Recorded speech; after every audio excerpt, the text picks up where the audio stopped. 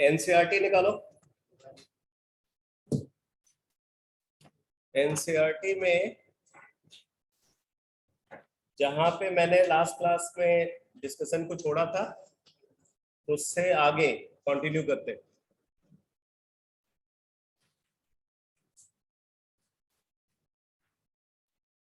ये जो page number 8 पे लास्ट पैराग्राफ है इसको देखो। बोल रहे हैं इन 2 dimensions a parallelogram with side of length A and B and an angle R between these sides is chosen as unit cell. Possible unit cells in 2 dimensions are, तो आप heading note करो, 2 dimensional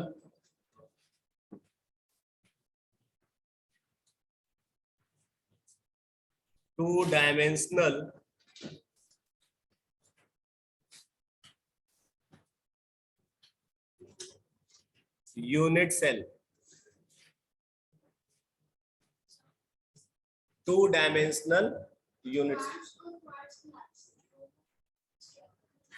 quartz basically crystalline solid है और quartz glass amorphous solid है। Quartz glass मतलब glass, glass को ही quartz glass को, क्योंकि बना तो वो उसका जो केमिकल कंपोजिशन है वो सेम है, सिर्फ इंटरनल स्ट्रक्चर में डिफरेंस है। तो इंटरनल स्ट्रक्चर में डिफरेंस की वजह से एक क्रिस्टलाइन है और दूसरा एमरफस है। तो अगर हम 2 डायमेंशनल यूनिट सेल को कंसीडर करें तो 2 डायमेंशनल यूनिट सेल को डिफाइन करने के लिए 3 पैरामीटर्स, 3 लैटिस पैरामीटर यूज होते हैं। तो आप नोट कर लो, लिखो in order to define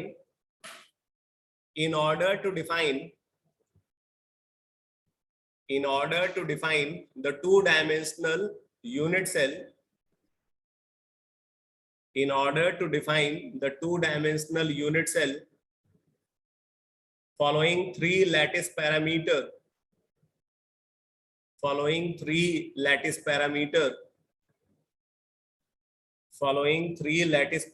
are taken into consideration. Following 3 lattice parameter are taken into consideration. Following 3 lattice parameter are taken into consideration. ठीक है, तो इसमें लिखो number 1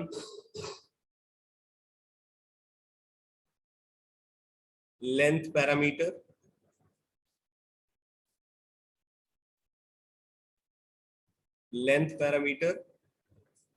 A. Number 2 length parameter B. Number 3 angle parameter R.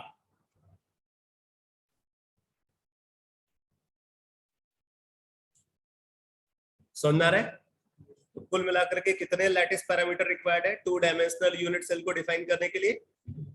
3 lattice parameter required है, उनमें से 2 length parameter है और 1 एंगल पैरामीटर। ठीक है, अब देखो इसके बेसिस पे जो 2 डायमेंशनल लैटिसेस है, 2 डायमेंशनल यूनिट सेल है, वो 4 कैटेगरी में डिवाइड किया जाता है। तो आप नोट कर लो, देखो on the basis of above lattice parameter, on the basis of above lattice parameter, on the basis of above lattice parameter, 2-dimensional lattices, 2-dimensional unit cell, 2-dimensional unit cell are classified into following 5 categories. Into following 5 categories. Into following 5 categories. अब वो 5 categories कौन कौन सी हैं? Number 1 लिखो parallelogram, parallelogram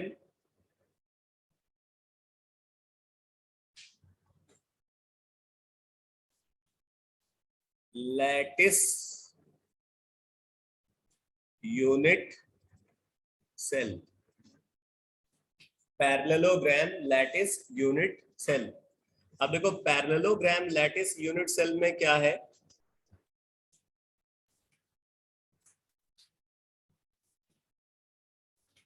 ये जो यहाँ पे डॉट कंसीडर कर रहा है ये क्या है, ये लैटिस पॉइंट है, ठीक है ना।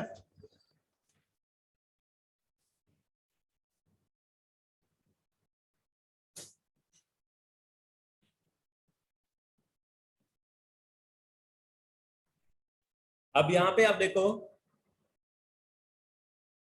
एक लेंथ पैरामीटर ए है, दूसरा लेंथ पैरामीटर भी ए है, और आर वैल्यू कितना है 60 डिग्री, आर वैल्यू 60, ठीक है। इसका मतलब आप ये बोल सकते हो a is equal to B, यहाँ पे क्या है a is equal to be and r is equal to 60 degree, clear. a is equal to b and r is equal to 60 degree. तो ये हो गया पैरेललोग्राम लैटिस यूनिट सेल। अब उसके बाद आप लिखो सेकेंड क्लासिफिकेशन, नंबर 2 देखो रेक्टेंगुलर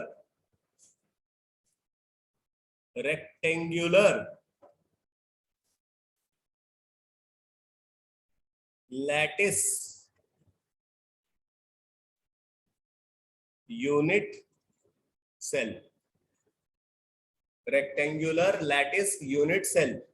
अब देखो इसमें क्या होता है, इसमें a is not equal to b, a is not equal to,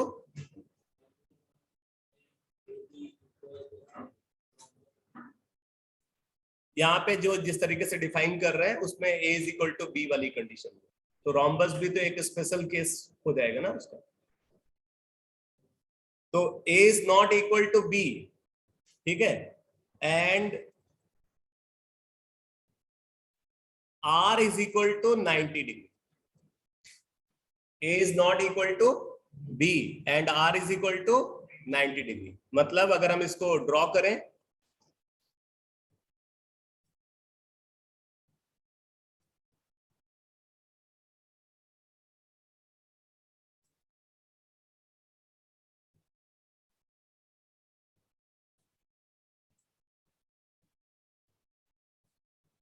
तो एक लेंथ पैरामीटर ये a हो गया और ये हो गया b, और ये एंगल है r, r वैल्यू कितना है 90,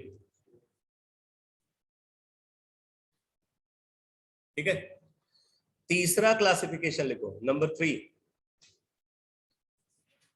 square lattice unit cell, square lattice unit cell, square lattice unit cell.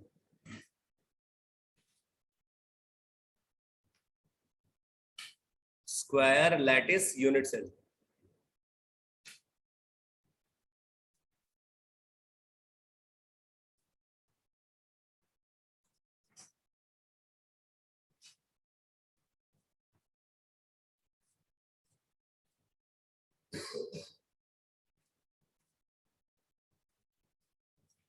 तो स्क्वायर लैटिस यूनिट सेल में क्या होगा, a is equal to b and r is equal to 90 degree.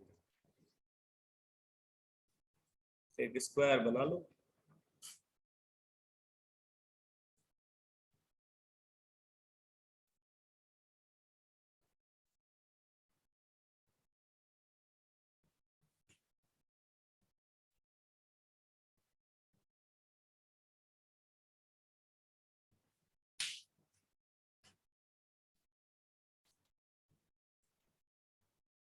Number 4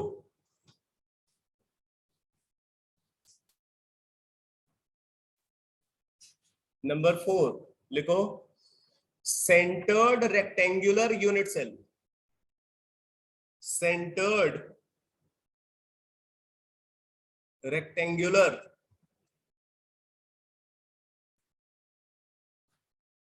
unit cell, centred rectangular unit cell.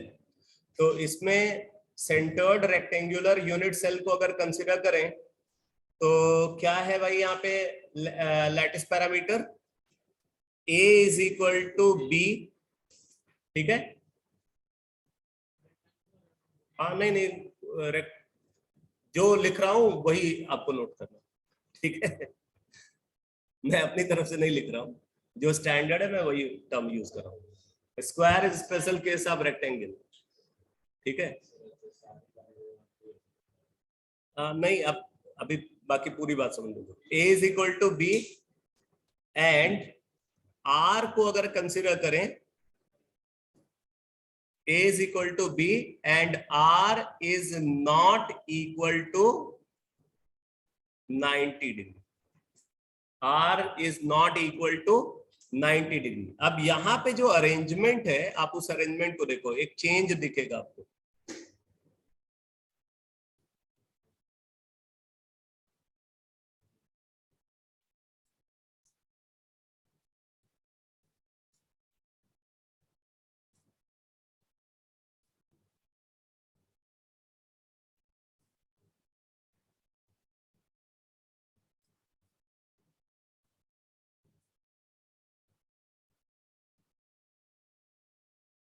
यहां पे constituent जो है वो इस सेंटर पे भी है,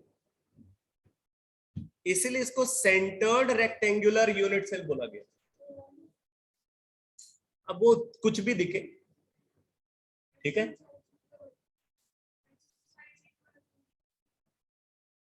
बट इसको बोल रहे हैं सेंटर्ड रेक्टेंगुलर यूनिट सेल। जो इसके लिए जो टर्म यूज किया जाता है वो रेक्टेंगुलर यूनिट सेल ही यूज किया जाता है, सेंटर्ड रेक्टेंगुलर यूनिट सेल।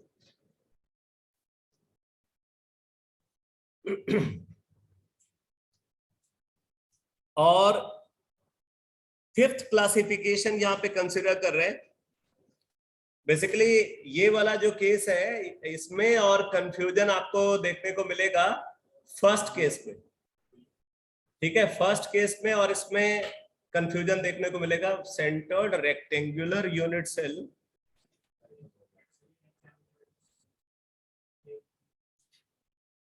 एक मिनट, रेक्टेंगुलर यूनिट सेल,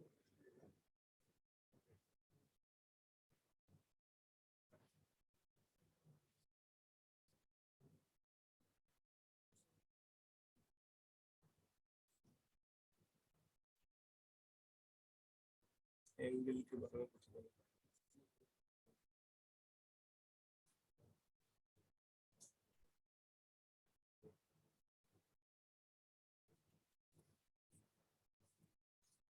चलो इसके नेम में जो है ना, इसको नेम को मुझे एक बार फिर से चेक करना पड़ेगा, ठीक है। इसको मैं रीचेक करके आपको बताऊंगा कि नेम इसके लिए क्या यूज करना चाहिए। फिलहाल यहाँ पे A is equal to B है and R is not equal to 90 degree, ठीक है। और इसका जो डायग्राम है, डायग्राम में आप देख रहे हो कि कॉर्नर पे जो लैटिस पॉइंट है वो कॉर्नर पे है और एक लैटिस पॉइंट कहाँ पे है, उसके सेंटर पे है। इसीलिए इसके लिए सेंटर्ड टर्म यूज किया जाता है, यही है सेंटर्ड रेक्टेंगुलर यूनिट सेल। हाँ तो फिर लिख लो इसको।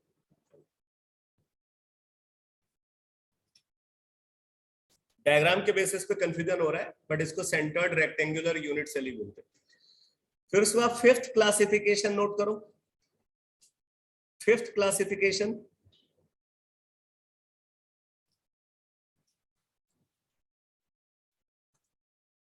Hexagonal lattice unit cell. Hexagonal lattice unit cell, hexagonal lattice unit cell. अब देखो इसमें क्या है, हेक्सागोनल लैटिस यूनिट सेल में A is not equal to B and R is equal to 120 degree. R is equal to 120 degree. तो इसको इस तरीके से रिप्रेजेंट कर रहे हैं।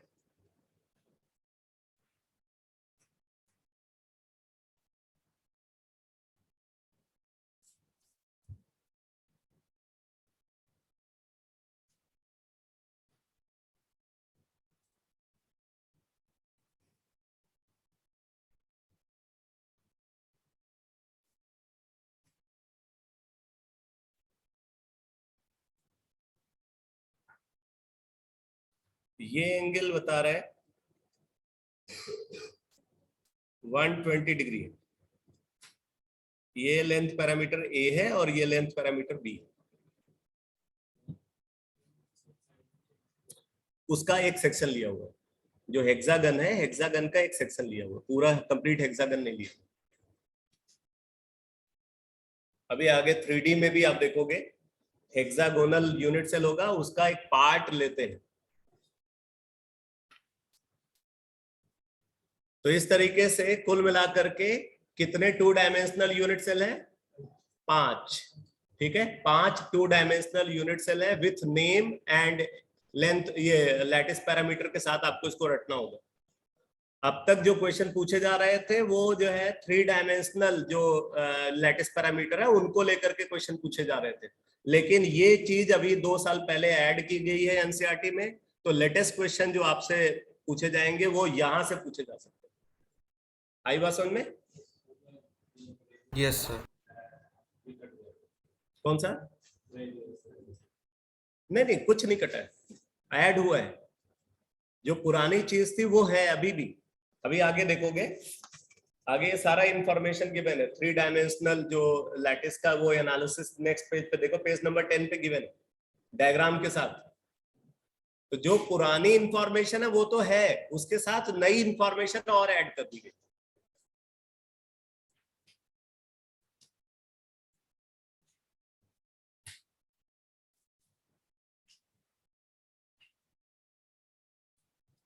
ठीक है, अब जरा आगे देखो क्या गिवन है भाई। बोला है a portion of 3 dimensional crystal lattice and its unit cell is shown in figure 1.9। बोला in the 3 dimensional crystal structure unit cell is characterized by. अभी मैंने आपको 2 डायमेंशनल यूनिट सेल के बारे में बताया है, जिसके लिए हम टोटल 3 लैटिस पैरामीटर को यूज करते हैं। जो 3 डायमेंशनल यूनिट सेल होता है उसके टोटल 6 लैटिस पैरामीटर होते हैं। 3 डायमेंशनल अगर हम यूनिट सेल को कंसीडर करें तो उसके कितने लैटिस पैरामीटर है? 6। 3 तो लेंथ पैरामीटर है और 3 एंगल पैरामीटर। तो 3 डायमेंशनली 6 लैटिस पैरामीटर है और 2 डायमेंशनली 3 लैटिस पैरामीटर है। ठीक है ना? तो बोल रहे हैं कि its dimensions along the 3 axes A, B and C, these edges may or may not be mutually perpendicular। ये जो तीनों एजेस हैं वो परपेंडिकुलर हो भी सकती है और परपेंडिकुलर नहीं भी हो सकती। और फिर बोल रहे हैं कि angles between the axes, alpha between B and C, beta between A and C and gamma between A and B। Thus, a unit cell is characterized by 6 parameters A, B, C, alpha, beta and gamma। तो आप note करो, देखो 3 dimensional unit cell, 3 dimensional unit cell,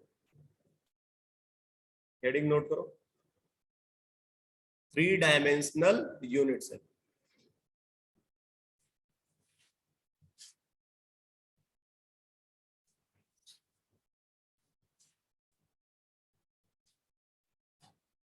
इस पे लिखो 3 dimensional unit cell, 3 dimensional unit cell is characterized by 3 dimensional unit cell is characterized by following 6 lattice parameters। following 6 lattice parameters.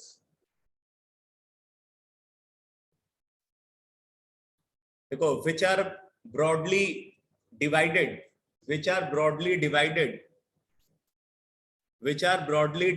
into two categories.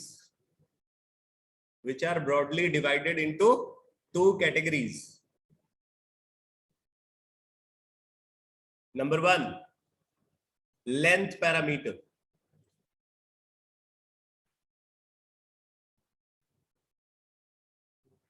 Which are broadly divided into two categories. तो उसमें first category क्या है?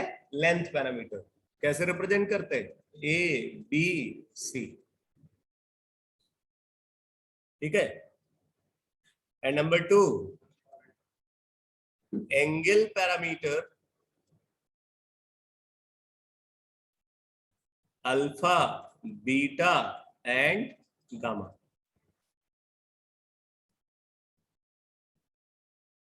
Alpha, beta and gamma. अब देखो,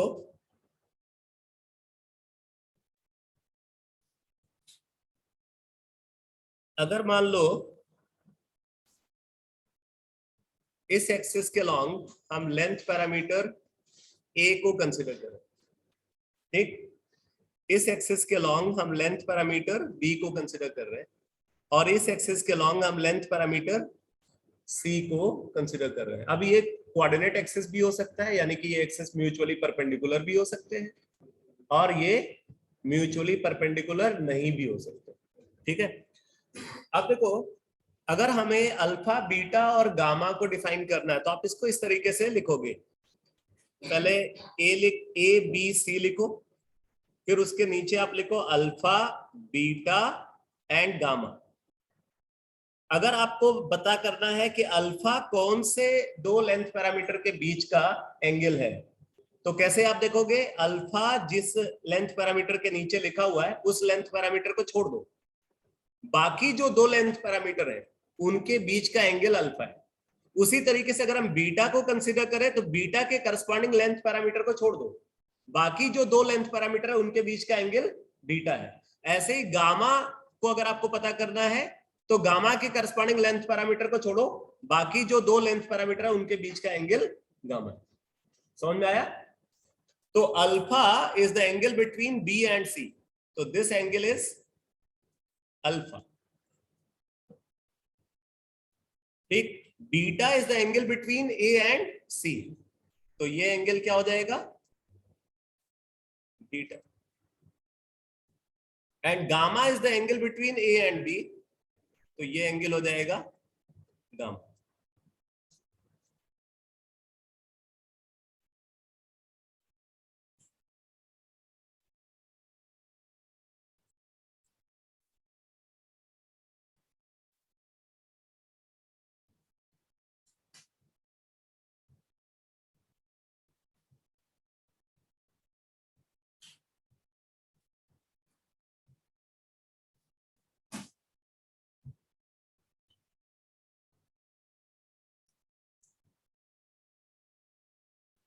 ये समझ में आ गया? तो ये टोटल 6 लैटिस पैरामीटर है जिनके बेसिस पे हम डिफरेंट टाइप के जो 3 डायमेंशनल यूनिट सेल हैं उनको क्लासिफाई करते हैं. अब आप देखो, यहाँ पे जरा एनसीईआरटी में नीचे देखो क्या लिखा हुआ है. These parameters of a typical unit cell are shown in figure 1.10. ये डायग्राम बना हुआ है. फिर उसके बाद primitive and centred unit cell, ये हेडिंग लिखी हुई है, primitive and centred unit cell. तो यहाँ पे बोल रहा है कि जो यूनिट सेल है 3 डायमेंशनली, उसको हम 2 कैटेगरी में डिवाइड करते हैं, ब्रॉडली डिवाइडेड इनटू 2 कैटेगरीज. अब कौन सी 2 कैटेगरी है? एक तो प्रिमिटिव यूनिट सेल होता है और दूसरा सेंटर्ड यूनिट सेल होता है. तो जो 3 डायमेंशनल यूनिट सेल है उनको हम ब्रॉडली 2 कैटेगरी में डिवाइड करते हैं. लिखो,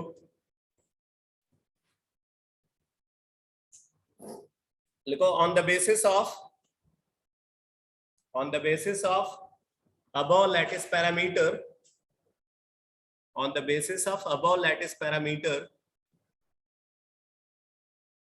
3 dimensional unit cell three-dimensional unit cell are broadly divided into two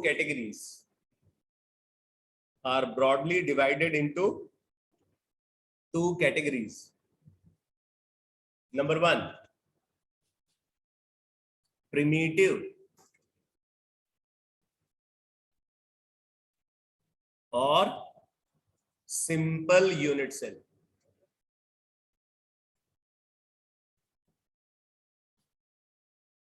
primitive और सिंपल यूनिट सेल।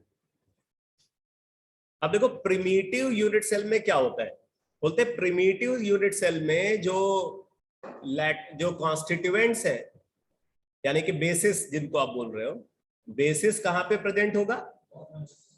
सिर्फ कॉर्नर पे प्रेजेंट होगा। तो लिख लो, in this unit cell constituent particle, bracket में लिख लेना बेसिस और मोटिव, दैट इज बेसिस और मोटिव, कॉन्स्टिट्यूएंट पार्टिकल ब्रैकेट में, दैट इज बेसिस और motif, bracket close, are present only at the corner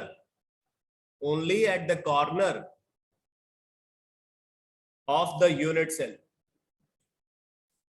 only at the corner of the unit cell। ठीक है, अब इसको रिप्रेजेंट कैसे करते हैं, इसके लिए स्टैंडर्ड रिप्रेजेंटेशन है, लिख लो, it is represented by capital P। जो प्रिमिटिव लैटिस होता है उसको कैपिटल P से रिप्रेजेंट करते हैं।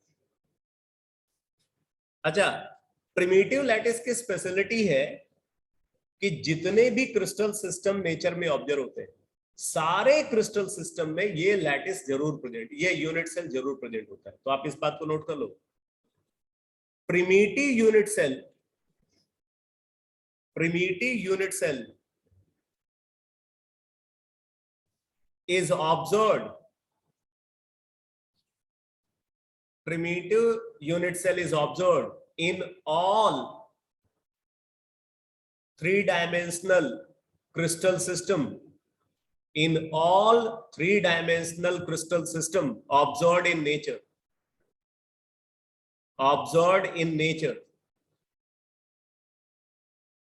टोटल 7 क्रिस्टल सिस्टम होते हैं बेटा, और हर क्रिस्टल सिस्टम में प्रिमिटिव यूनिट सेल जरूर प्रेजेंट होता है। इसका मतलब अगर हम नेचर में देखें तो नेचर में in total 7 primitive unit cell present होते हैं।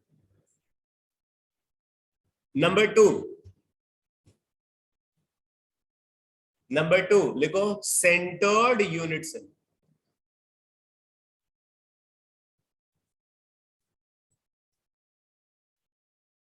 centered unit cell, लिखो, in this unit cell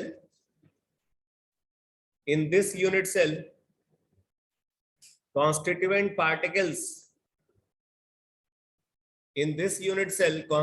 particles are present at the corner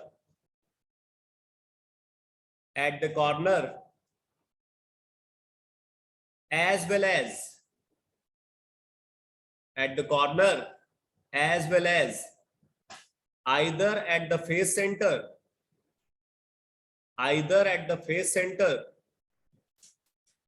or at the body center, either at the face center or at the body center।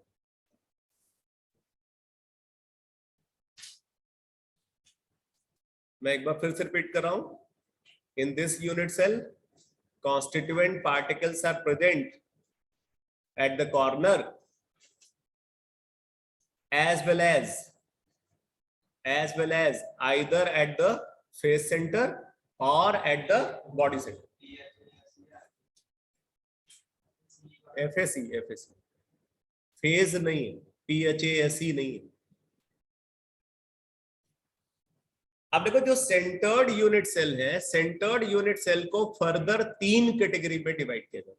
लिख लो, centre they are further classified, they are further classified, they are further classified into 3 categories. They are further classified into 3 categories. ठीक है, इनको further 3 category में divide करते हैं। कौन कौन से? नंबर 1, बॉडी सेंटर्ड,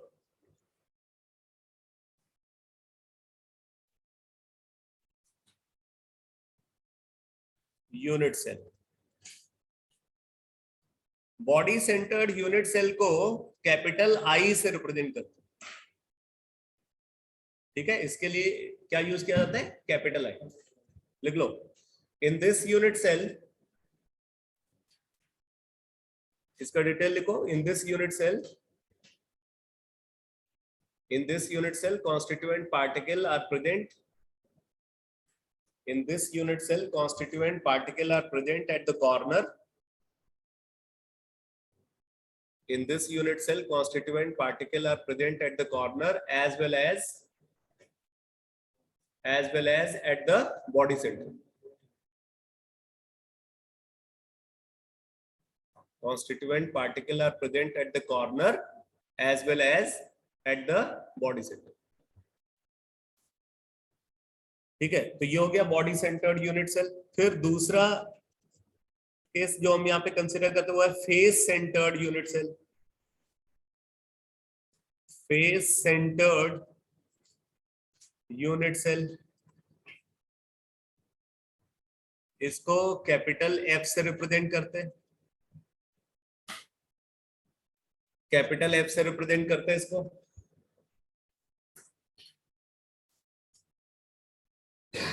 इसका डिटेल लिखो,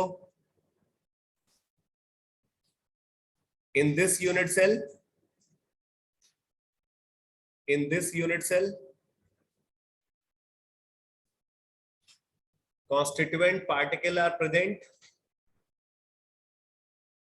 in this unit cell constituent particle are present at the corner, constituent particle are present at the corner as well as at all face centers. In this unit cell constituent particle are present at the corner as well as at all face center. सारे face centre पे constituent particle present होता है, corner के अलावा। Number 3, end centred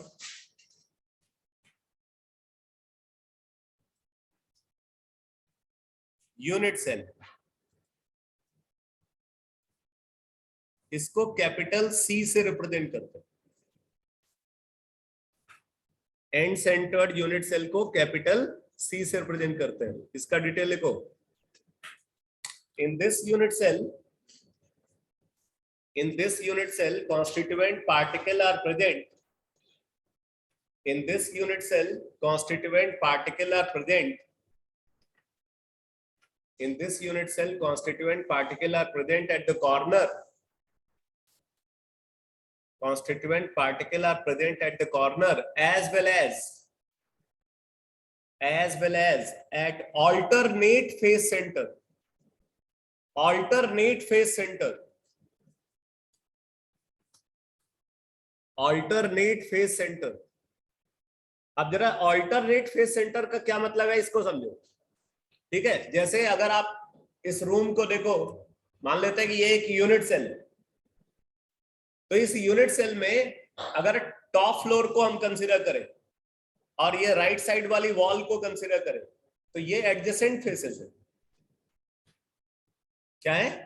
adjacent faces. अगर हम top floor को consider करें तो इसका जो अल्टरनेट फेस होगा वो बॉटम फ्लोर होगा। टॉप फ्लोर का अल्टरनेट फेस कौन सा होगा? बॉटम फ्लोर होगा।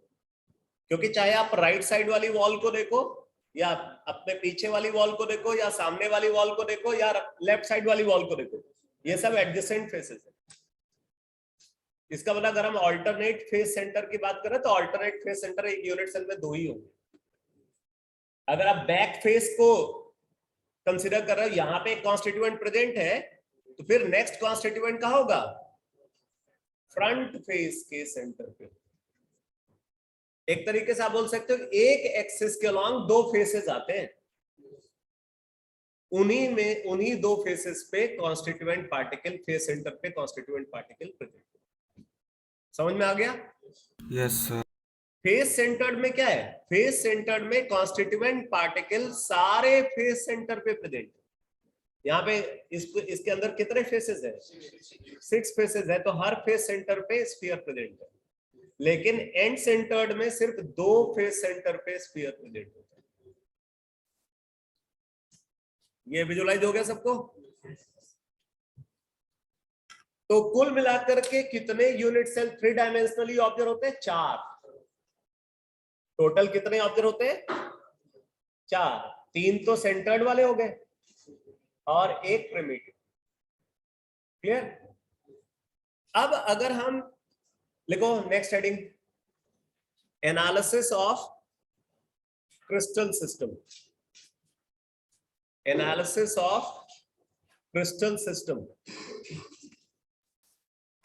Analysis of crystal system.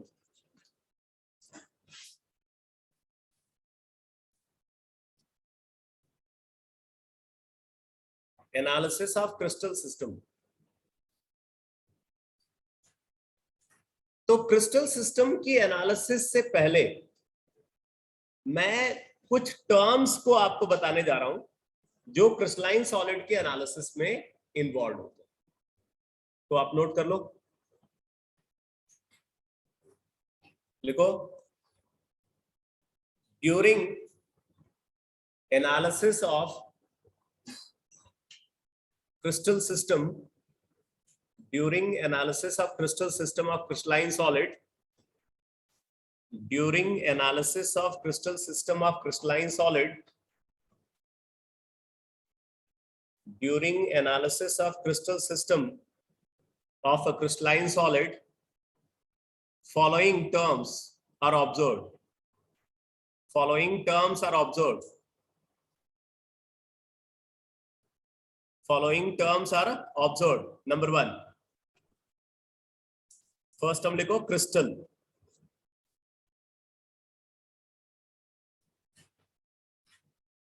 Crystal definition लिखो crystal की, लिखो the 3-dimensional structure. The 3-dimensional structure which is surrounded by the 3-dimensional structure which is surrounded by plane surfaces. The 3-dimensional structure which is surrounded by plane surfaces is called crystal.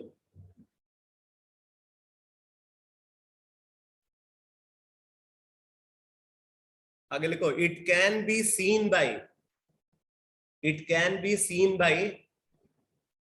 naked eye.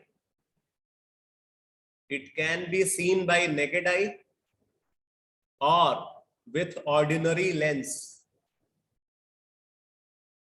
Crystal को अगर आपको देखना है तो naked eye से भी आप crystal को देख सकते हो, अगर छोटे साइज का है तो आप ऑर्डिनरी लेंस से उसको देख सकते हो। ठीक है, अब देखो, अगर हम क्रिस्टल की प्रॉपर्टीज को कंसिडर करें तो आप लिखो इसमें properties of crystal. Properties of crystal. Properties of crystal, इसमें फर्स्ट प्रॉपर्टी आप लिखो फेसेस या face. Face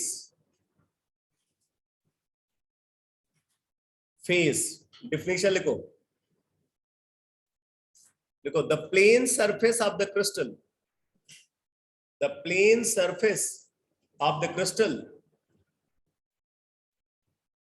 the plane surface of the crystal is called phase, is called phase. ठीक है, अब देखो क्रिस्टल के अंदर कितने डिफरेंट टाइप के फेसेस प्रेजेंट है, उसके बेसिस पे हम क्रिस्टल को दो कैटेगरी में डिवाइड करते हैं. एक होता है लाइक फेस क्रिस्टल, जिसके सारे फेसेस एक जैसे होते हैं, और दूसरा होता है अनलाइक फेस क्रिस्टल, जिसमें अलग अलग टाइप के फेसेस प्रेजेंट होते हैं. तो आप नोट कर लो इसी में, on the basis of type of faces present, on the basis of type of faces present, on the basis of type of faces present, crystals are classified into two categories. Crystals are classified into two categories. Number one, first category लिखो, like face crystal.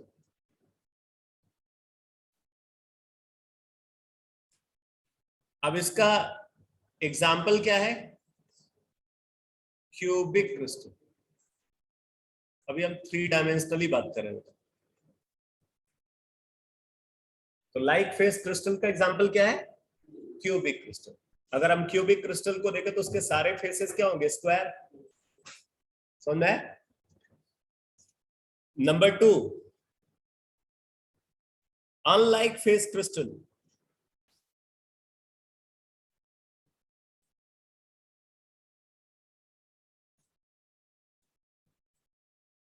Unlike face crystal, for example hexagonal crystal.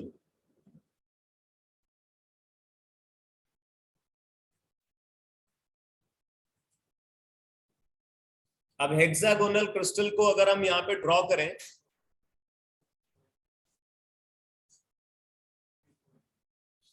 हाँ cuboid भी हो सकता है उसका example, क्योंकि cuboid को अगर आप कंसीडर करो तो वहां पे स्क्वायर फेस भी होता है और रेक्टेंगुलर फेस भी होता है. ठीक है, तो वो अनलाइक फेस क्रिस्टल का एग्जांपल है. तो हेक्सागोनल क्रिस्टल को अगर हम कंसीडर करें तो हेक्सागोनल क्रिस्टल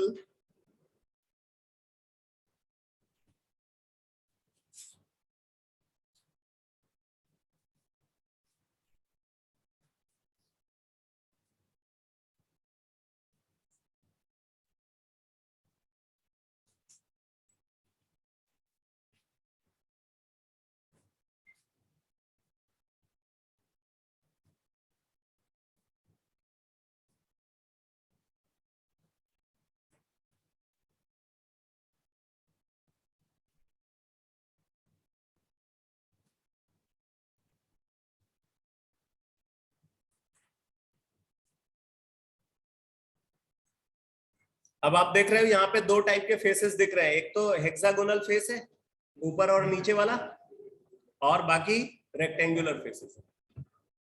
तो ये अनलाइक फेस क्रिस्टल का एग्जांपल. कुछ ऐसे भी क्रिस्टल होते हैं जिनमें 3 डिफरेंट टाइप के फेसेस होते हैं.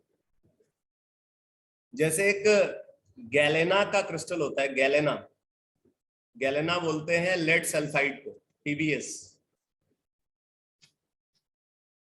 ठीक है, इसको बोलते हैं गैलेना क्रिस्टल जो होता है उसमें 3 टाइप के फेसेस होते हैं. उसमें स्क्वायर फेस भी होता है.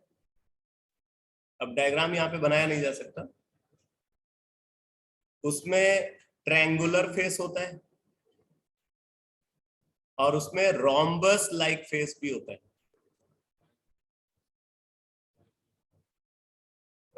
ट्राई क्लिनिक को अगर आप कंसिडर करोगे, ट्राई क्लिनिक तो खैर अनसिमेट्रिकल क्रिस्टल सिस्टम है, तो उसमें तो डिफरेंट टाइप के फेसेस होंगे. वो एक अलग कॉम्प्लिकेटेड सिचुएशन है.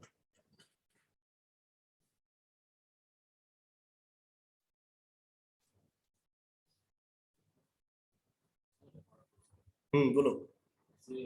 एक क्वेश्चन है, उसमें 2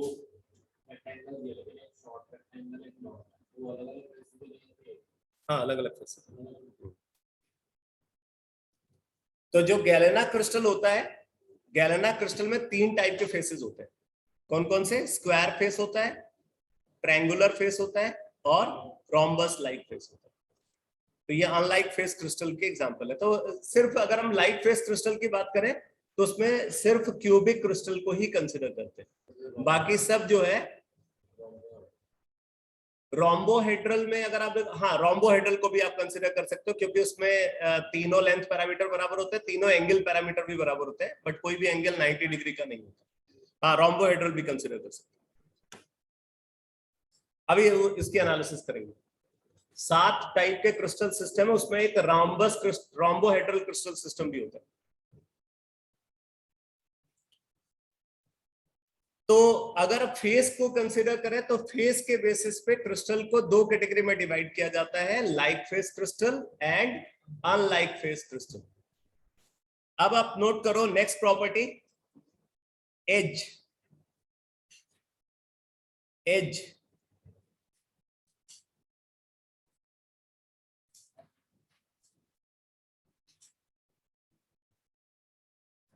डिफिनेशन लिखो एज की, the intersection of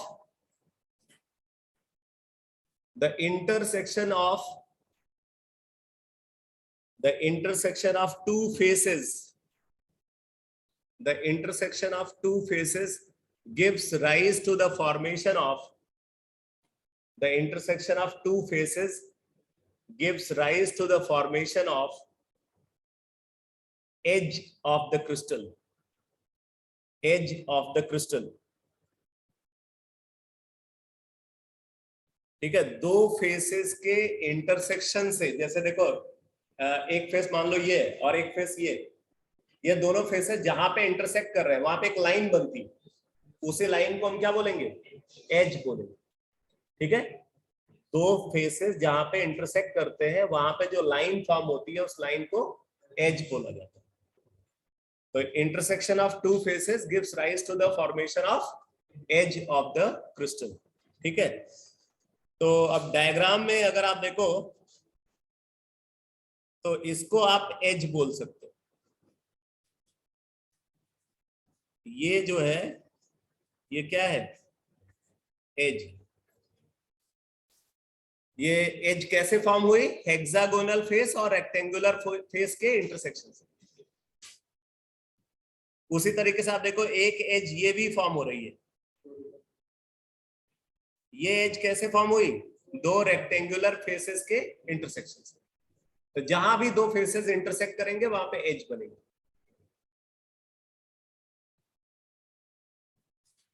नेक्स्ट हम नोट करो, नेक्स्ट प्रॉपर्टी लिखो, इंटरफेसियल एंगल।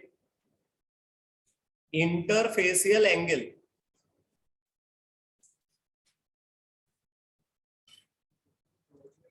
हाँ, क्रिस्टल की प्रॉपर्टी। इंटरफेसियल एंगल लिखो, the angle between 2 intersecting faces, the angle between 2 intersecting faces is called interfacial angle. The angle between 2 intersecting faces, the angle between 2 intersecting faces is called interfacial angle. It is represented by alpha, beta and gamma. ठीक है, next हम लिखो,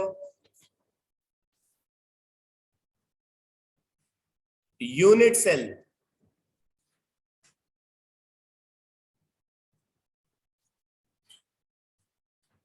unit cell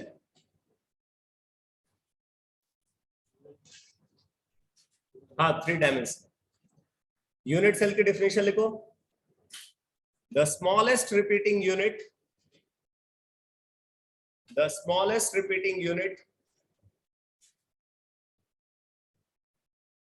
the smallest repeating unit, which whenever repeats,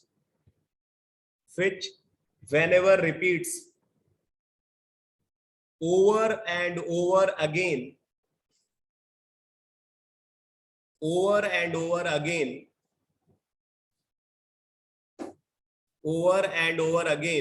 resulting in the formation of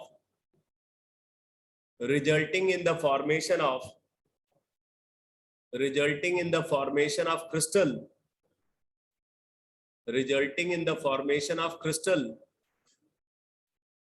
is called unit cell.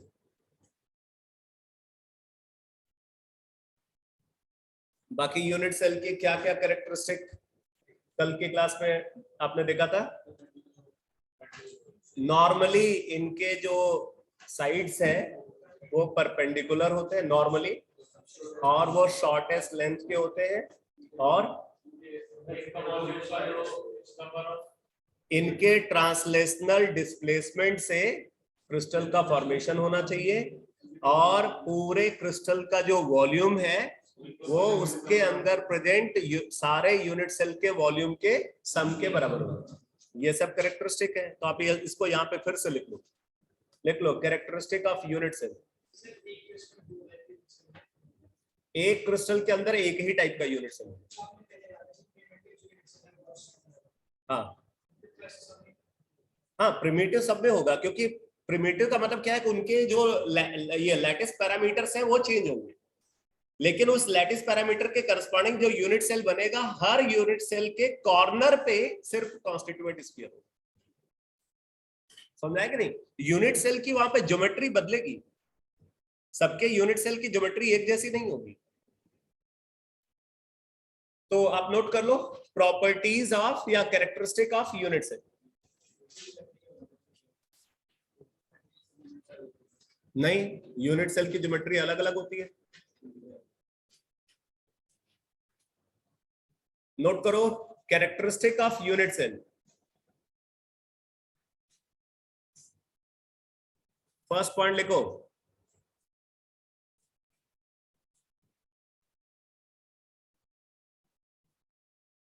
लिखो, their sides.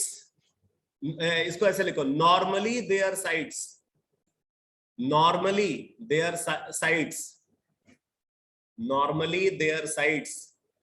are perpendicular to each other. Normally their sides are perpendicular to each other. ठीक है? Normally का मतलब always नहीं है. Number 2, the length of sides must be shortest. The length of sides must be shortest.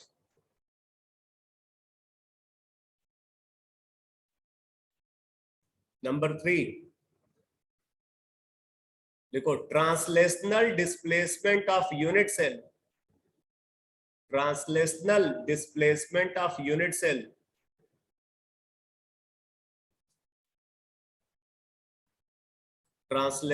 displacement of unit cell results in the formation of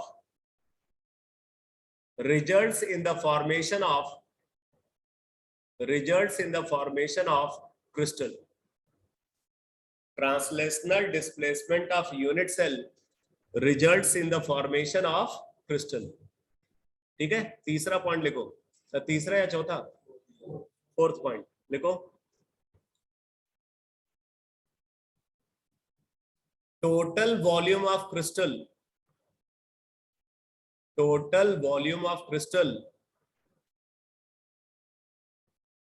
must be equal to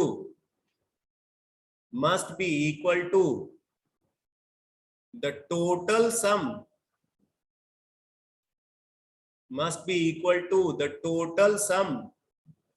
of volume of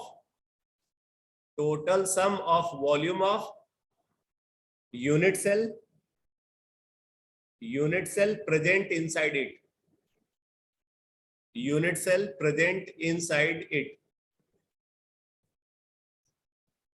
ठीक है, तो ये characteristic है unit cell.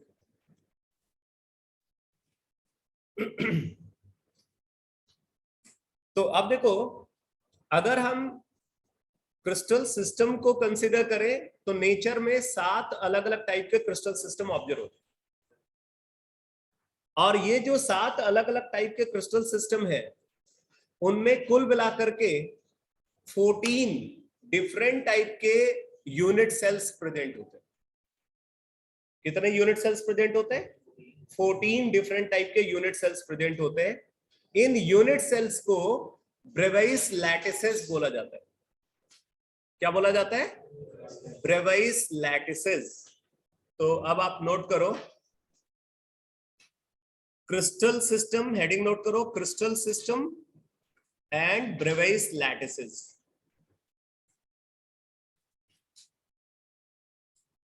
Crystal system and Bravais lattices. Basically एक French physicist थे, Francois Bravais, उन्होंने ये crystal system की एनालिसिस की थी। ठीक है, तो उनके नाम पे इन लैटिसेस को ब्रेवाइस लैटिसेस बोला जाता है। तो आप नोट करो यहां पे, देखो, in nature 7 different type of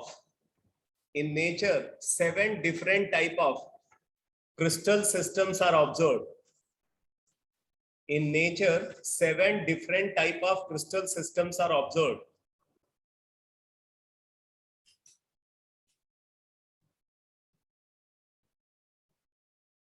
आगे लिखो, in these crystal systems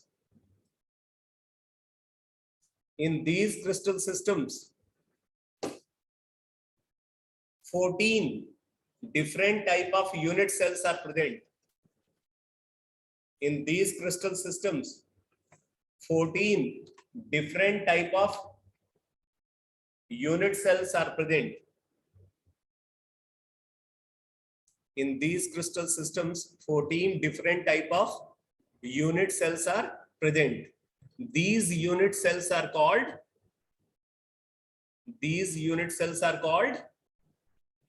Bravais lattices. These unit cells are called Bravais lattices. तो कितनी Bravais lattices हैं? 14। और कितने क्रिस्टल सिस्टम है? 7। तो 7 क्रिस्टल सिस्टम है और उनके अंदर 14 डिफरेंट टाइप की Bravais lattices है।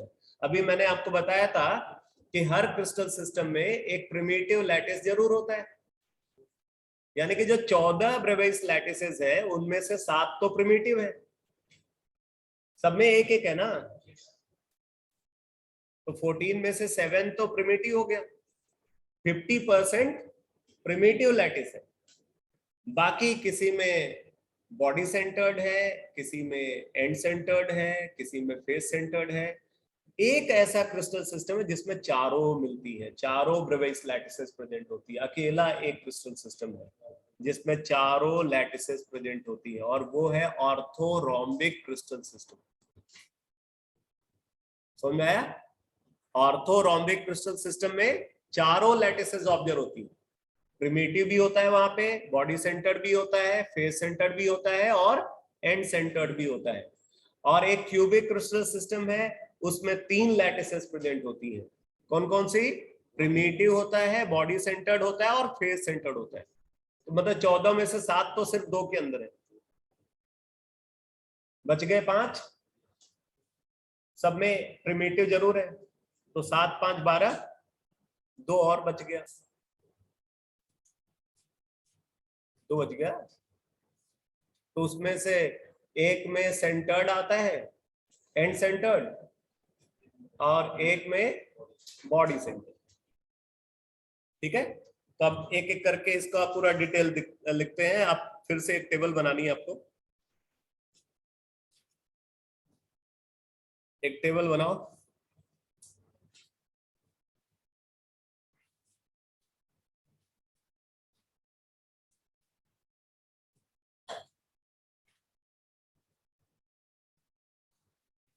तो इसमें आपको फर्स्ट कॉलम नोट करना है,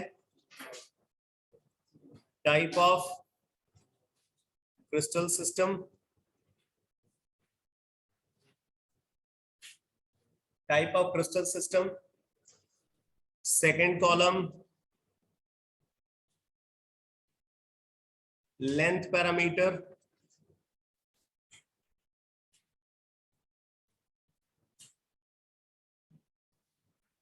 या लैटिस पैरामीटर आप बोल सकते हो। Length parameter, angle parameter,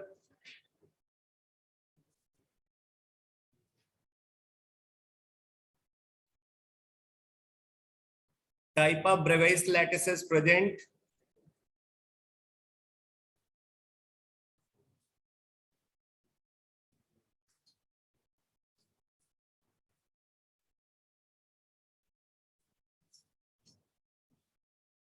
and last column होगा एग्जांपल्स।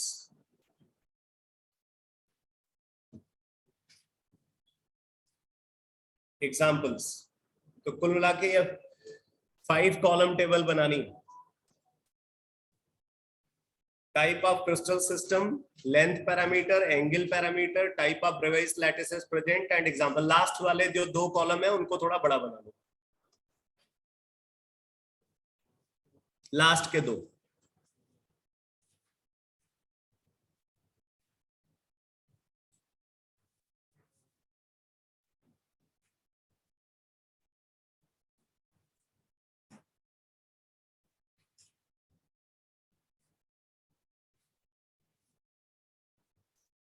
तो टाइप ऑफ क्रिस्टल सिस्टम में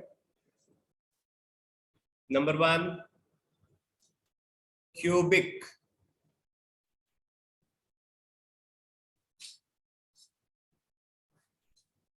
cubic length parameter a is equal to b and it is equal to c. Angle parameter alpha is equal to beta is equal to gamma is equal to 90 degree. ये सबसे ज्यादा symmetrical crystal system होता है। Most symmetrical crystal system cubic crystal को ही बोलते हैं।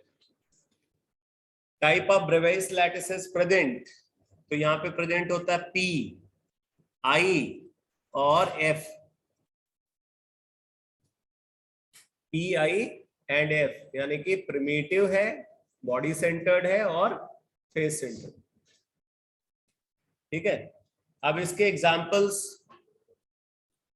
इसके example में देखो, एक तो रॉक सॉल्ट, इसका एग्जांपल है NaCl। ठीक है। इसी तरीके से जिंक ब्लेंड, जिंक ब्लेंड होता है ZnS, ZnS को जिंक ब्लेंड बोलते हैं। इसको स्फेलेराइट भी बोला जाता है, स्फेलेराइट, SPHALERIT,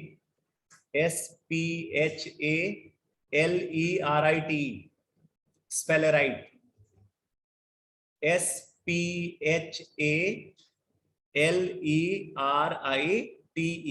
स्फेलेराइट और जिंक ब्लेंड किसको बोलते हैं? ZnS को। ठीक है। पोटेशियम क्लोराइड इसका एग्जांपल है KCl, इसका एग्जांपल है सीजियम क्लोराइड। हाँ, ZnS को ही जिंक ब्लेंड भी बोलते हैं और उसको स्पेलराइट भी बोलते हैं। वैसे ZnS का एक और फॉर्म होता है, उसको वुडजाइट बोलते हैं, उसमें क्रिस्टल सिस्टम अलग होता है। ZnS के ना 2 टाइप के क्रिस्टल ऑब्जेक्ट होते हैं, एक क्यूबिक क्रिस्टल होता है उसका, और एक उसका हेक्सागोनल क्रिस्टल होता है। जो क्यूबिक क्रिस्टल होता है उसको बोल रहे हैं स्पेलराइट, ठीक, या जिंक ब्लेंड, और जो हेक्सागोनल क्रिस्टल होता है उसको वुडजाइट बोलते हैं। तो NaCl, ZnS, KCl, CSCl, copper, silver, gold etcetera, ये सब क्यूबिक क्रिस्टल के एग्जांपल होते हैं।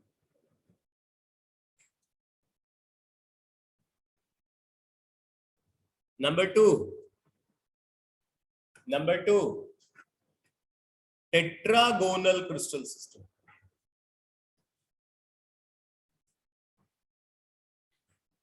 अब देखो टेट्रागोनल क्रिस्टल सिस्टम में क्या है, ए और बी बराबर है बट सी बराबर नहीं है। A is equal to B but it is not equal to C. दो लेंथ पैरामीटर बराबर है, तीसरा बराबर नहीं है। एंगल पैरामीटर तीनों बराबर है और ये 90 डिग्री के इक्वल है।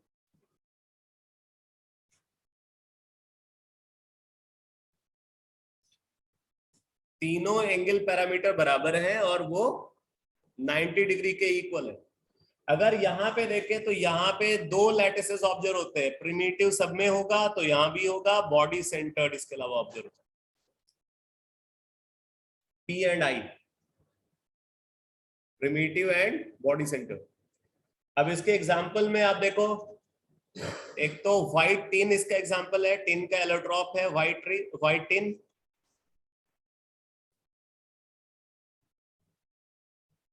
व्हाइट टिन इसका एग्जांपल है। कैजिटराइट, ये SnO2 जो है इसको कैजिटराइट बोलते हैं। ये नेम जरूर लिख लेना क्योंकि इस फॉर्मूला न दे करके नेम से क्वेश्चन पूछा जाता है। कैजिटराइट, CASSITERITE,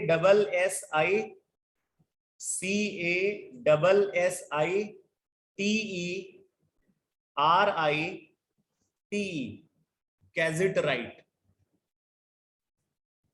ठीक है, कैजिटराइट, या इसको टिन स्टोन भी बोला जाता है। और टिन स्टोन, टिन का ओर है। SnO2 को कैजिटराइट और टिन स्टोन भी बोलते हैं। ये टिन का प्रिंसिपल ओर है।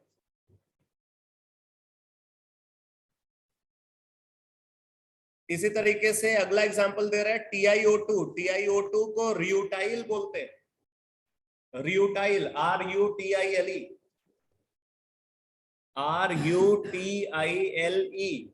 रियूटाइल। ठीक है, टाइटेनियम ऑक्साइड को रियूटाइल भी बोलते हैं। और इसका एग्जांपल है कैल्शियम सल्फेट, CaSO4। ठीक है, कैल्शियम सल्फेट, ये टेट्रागोनल क्रिस्टल सिस्टम का एग्जांपल है। अब एनसीईआरटी में जितने एग्जांपल है ये आपको रटने पड़ेंगे। ठीक है, नंबर 3 देखो, ऑर्थोरोम्बिक, RHOMBIC,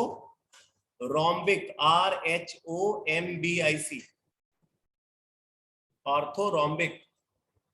अब ऑर्थोरोम्बिक क्रिस्टल सिस्टम में क्या होता है, तीनों लेंथ पैरामीटर अनइक्वल होते हैं। इसका जो शेप होगा ना वो मैच बॉक्स जैसा होता है। जो माचिस की डिब्बी होती है ना वो ऑर्थोरोम्बिक है। हाँ, वहां पे तीनों साइड्स अनइक्वल होंगी और उनके बीच में एंगल 90 डिग्री होता है। तो तीनों एंगल पैरामीटर बराबर है और ये 90 डिग्री के हैं।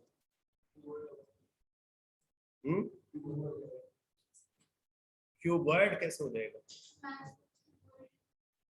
मैच बॉक्स को अगर हम कंसीडर करें तो भाई क्यूबॉइड में क्या होना चाहिए, क्यूबॉइड में एक फेस क्यूब स्क्वायर भी होना चाहिए।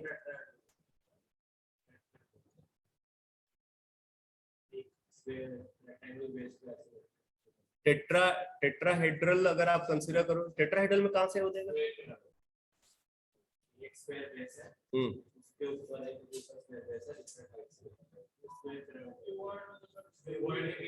क्यूबॉइड में क्या होता है, तीनों अलग अलग रेक्टेंगल होंगे ना। तो ऑब्वियसली तीनों अलग अलग रेक्टेंगल तो तभी होंगे ना जब तीनों लेंथ पैरामीटर अनइक्वल होंगे। जैसे एक रेक्टेंगल बनेगा A/B का, एक रेक्टेंगल बनेगा B/C का, एक रेक्टेंगल बनेगा A/C का। अच्छा, फिर तो मैच बॉक्स को क्यूबॉइड आप बोल सकते हो। क्या दो होंगे? स्क्वायर फिर कहां हुए?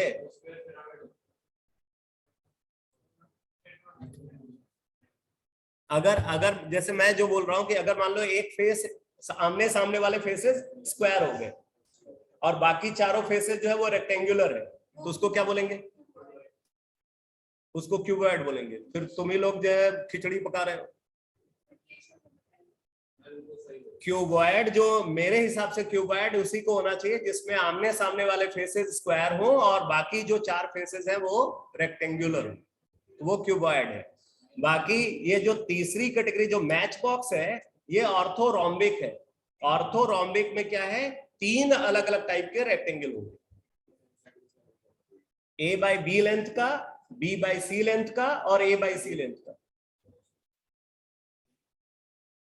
अब देखो ये जो ऑर्थोरोम्बिक क्रिस्टल सिस्टम है, ऑर्थोरोम्बिक क्रिस्टल सिस्टम में चारों टाइप की ब्रेवाइस लैटिसेस ऑब्जर्व होती है, मतलब पी, आई, एफ और सी चारों प्रेजेंट है इसमें।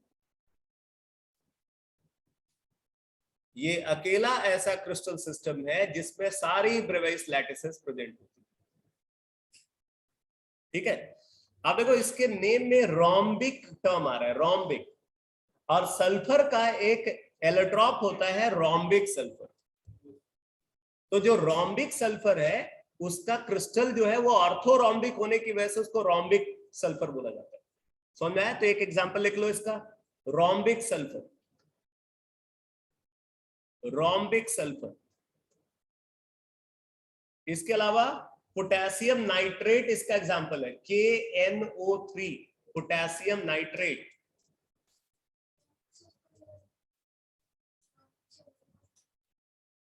वो एलोट्रॉप है सल्फर से बना है, ठीक है। उसका एक एलोट्रॉप को रोम्बिक सल्फर बोलते हैं और दूसरे को मोनोक्लिनिक सल्फर बोलते हैं। तो एक तो इसका एग्जांपल हो गया rhombic sulphur, orthorhombic, rhombic sulphur याद करना आपके लिए आसान हो गया। और क्या है, पोटेशियम नाइट्रेट इसका एग्जांपल है। पोटेशियम नाइट्रेट को बोलते हैं Indian saltpetre, Indian saltpetre, PETRE। और सोडियम नाइट्रेट जो होता है, सोडियम नाइट्रेट, उसको बोलते हैं Chile saltpetre, CHILE, Chile saltpetre. ठीक है, तो एक इसका एग्जांपल हो गया रोम्बिक सल्फर, दूसरा एग्जांपल इसका क्या हो गया, इंडियन सॉल्ट पीटर, तीसरा एग्जांपल इसका है बेराइट, बेरियम सल्फेट को बेराइट बोलते हैं, बेरियम सल्फेट को बेराइट बोलते हैं, BARYTE। हाँ सब याद करो, यही तो फर्क है स्कूल एग्जाम और कॉम्पिटिटिव एग्जाम में। मतलब बेरियम सल्फेट अगर आपको याद है तो स्कूल एग्जाम के लिए काम चल जाएगा, बेराइट नेम याद है तो कॉम्पिटिटिव एग्जाम में भी अच्छा कर जाओगे। तो कौन कौन से एग्जांपल है इसके, rhombic sulphur, Indian saltpetre and barite. Barite, Chile saltpetre तो ऐसे ही बता दिया क्योंकि पोटेशियम नाइट्रेट और सोडियम नाइट्रेट, चिली जो है ना, चिली कंट्री है वहां मिलता है, और ये इंडियन सॉल्ट पीटर जो इंडिया में मिलता है, पता नहीं क्यों बोलते, पता नहीं, तुम लोग गूगलिंग करो, डिटेल पता करो। पोटेशियम से उसका लिंक, पोटास तो आपका हो गया, पोटेशियम हाइड्रोक्साइड को बोलते हैं ना। अगर पोटास एलम को कंसीडर करोगे तो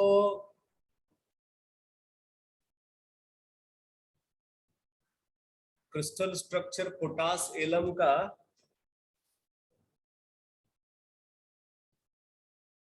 मुझे लगता है क्यूबिक है, बाकी आप सर्च करो पोटास एलम का क्रिस्टल स्ट्रक्चर।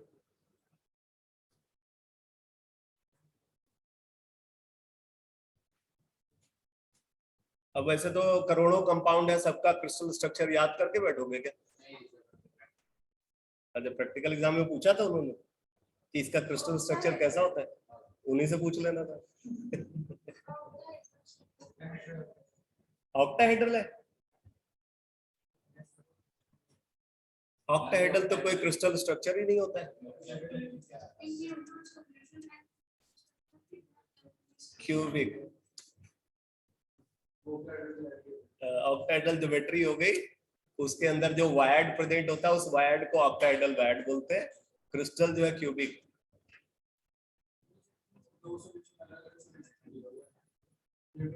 फालतू बेकार, छोड़ो, समय क्यों खराब कर रहे हो। नंबर 4, अगर मैं कोई चीज नहीं पढ़ा रहा हूं ना तो उसको नहीं पढ़ना है। समझ में आया कि नहीं? क्योंकि मैं वैसे ही ज्यादा पढ़ाता हूं। क्यूबिक, टेट्रागोनल, ऑर्थोरोम्बिक, ऑर्थोरोम्बिक के बाद फिर हेक्सागोनल।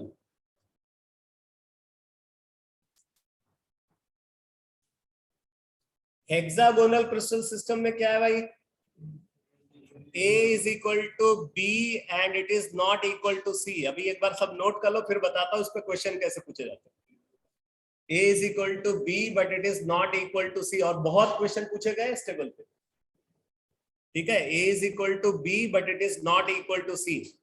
अगर हम एंगल पैरामीटर की बात करें तो alpha is equal to beta is equal to 90 degree and gamma is equal to 120 degree.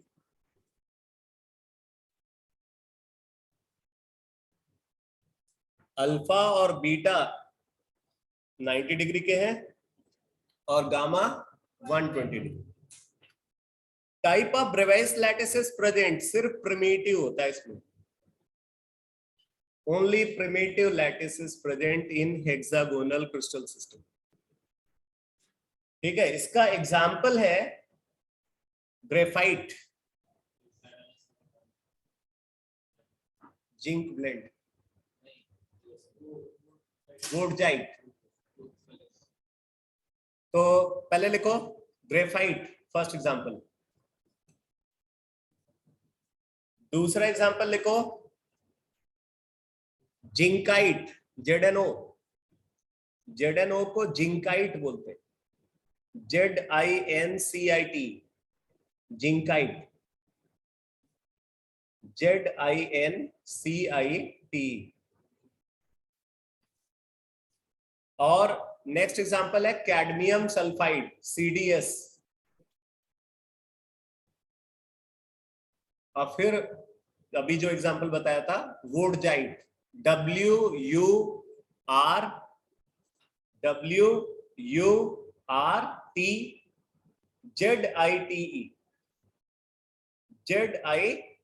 वोडजाइट। नहीं, उससे कोई कनेक्शन।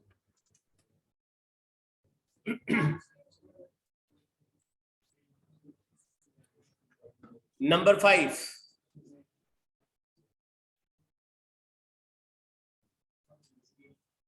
नंबर 5 लिखो रोम्बोहेड्रल।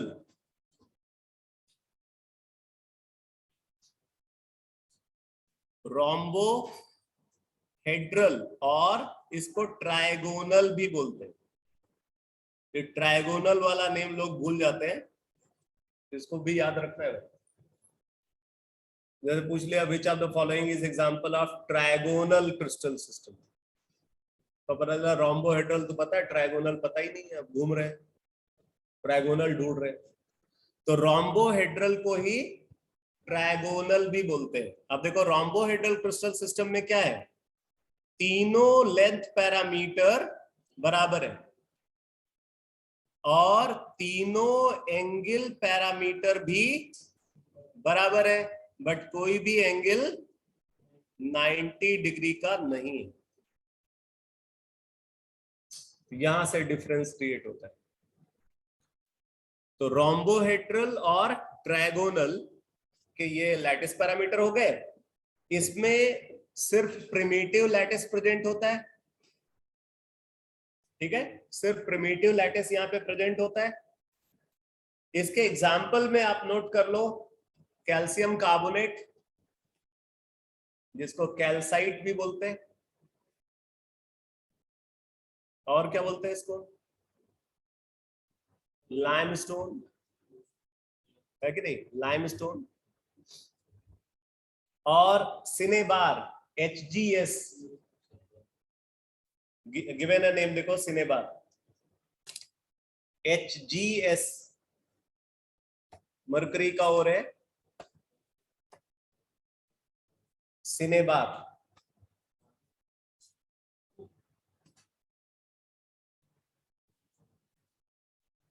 नेक्स्ट क्लासिफिकेशन लिखो, monoclinic.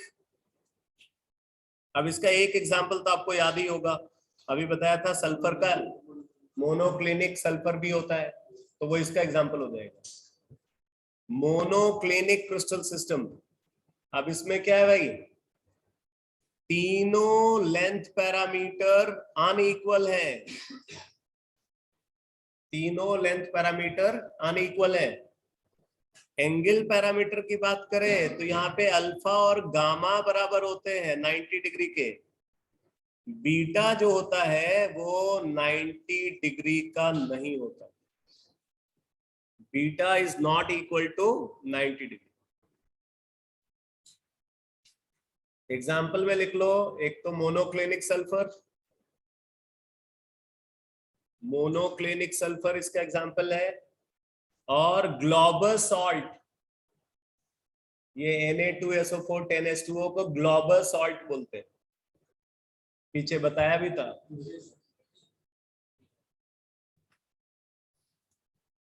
Global salt, GLAUBER, global salt.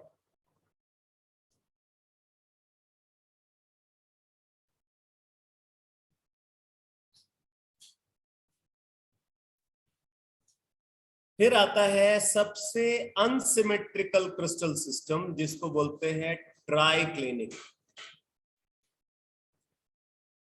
ये मोस्ट अनसिमेट्रिकल क्रिस्टल सिस्टम है, इसलिए इसके एग्जाम्पल भी रेयरली ऑब्जर्व होंगे, तो जो एग्जाम्पल इसके गिवन है वो तो आपके जुबान पे होने चाहिए। तो ये क्या है भाई, ट्राइक्लिनिक में तीनों लेंथ पैरामीटर अनइक्वल, तीनों एंगल पैरामीटर अनइक्वल, और यही नहीं, कोई भी एंगल 90 डिग्री का नहीं होता, ठीक है? तीनों लेंथ पैरामीटर अनइक्वल, तीनों एंगल पैरामीटर अनइक्वल, कोई भी एंगल 90 डिग्री का नहीं है, इसीलिए ये सबसे ज्यादा अनसिमेट्रिकल क्रिस्टल सिस्टम है। अब इसके एग्जाम्पल में आप देखो, तो एक तो इसका एग्जाम्पल है boric acid, H3BO3, boric acid. एक एग्जाम्पल है blue vitriol, blue vitriol, formula तो सबको पता होगा। ब्लू विट्रियोल का एक नाम और भी है बेटा, ब्लू विट्रियोल को चैल्केन्थाइट भी बोलते हैं, चैल्केन्थाइट, CHALCANCANCANTHIT,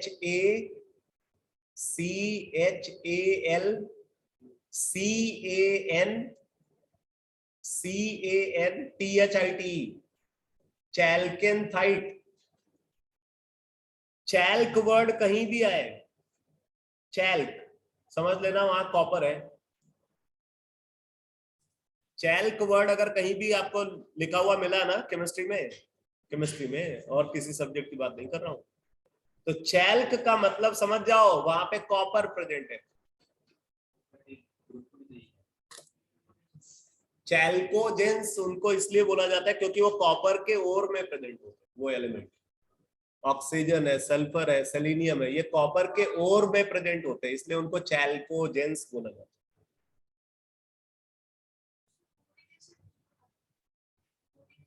H3BO3, H3BO3 boric acid हो गया, और क्या बता दिया दूसरा एग्जांपल, ब्लू विट्रियोल, जिसको चैल्केन्थाइट बोलते हैं, फॉर्मूला CuSO4 5H2O। इसमें वाटर मॉलिक्यूल का अरेंजमेंट कैसा होता है भाई,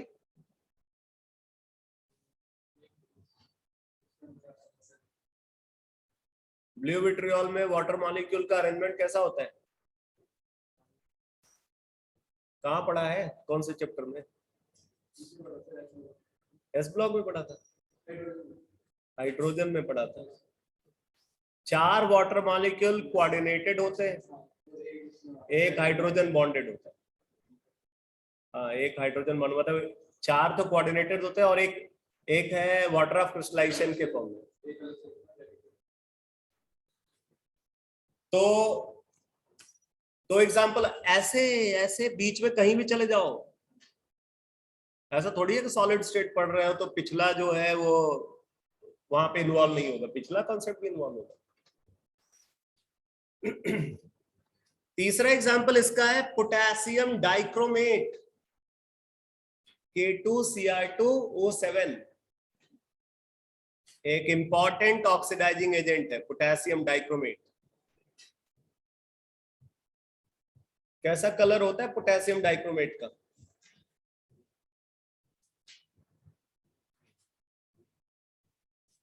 पोटेशियम डाइक्रोमेट का कलर कैसा होता है? ग्रीन होता है।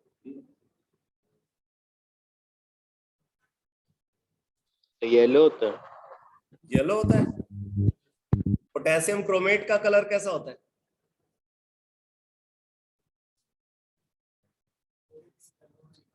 क्रोमेट जितने भी होते हैं ना क्रोमेट, वो येलो कलर्ड होता है। सर ये ऑरेंज होता है। हाँ, ये ऑरेंज होता है। Potassium dichromate is orange colour. हाँ, इसमें कलर चेंज होता है, ये जब ऑक्सीडाइजिंग एजेंट की तरह एक्ट करता है तो ये क्रोमियम 3 पॉजिटिव में कन्वर्ट होता है जो ग्रीन कलर्ड होता है। तो जब कभी ये ऑक्सीडाइजिंग एक्शन दिखाएगा तो इसका कलर कैसे चेंज होगा? From orange to green.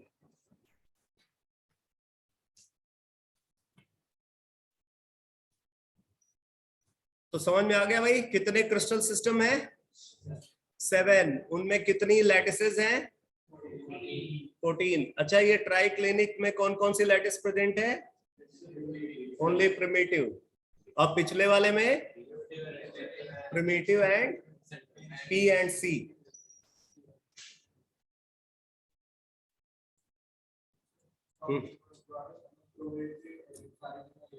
सारे क्रोमेट येलो कलर्ड होते हैं और डाइक्रोमेट जो है वो ऑरेंज कलर्ड होता है।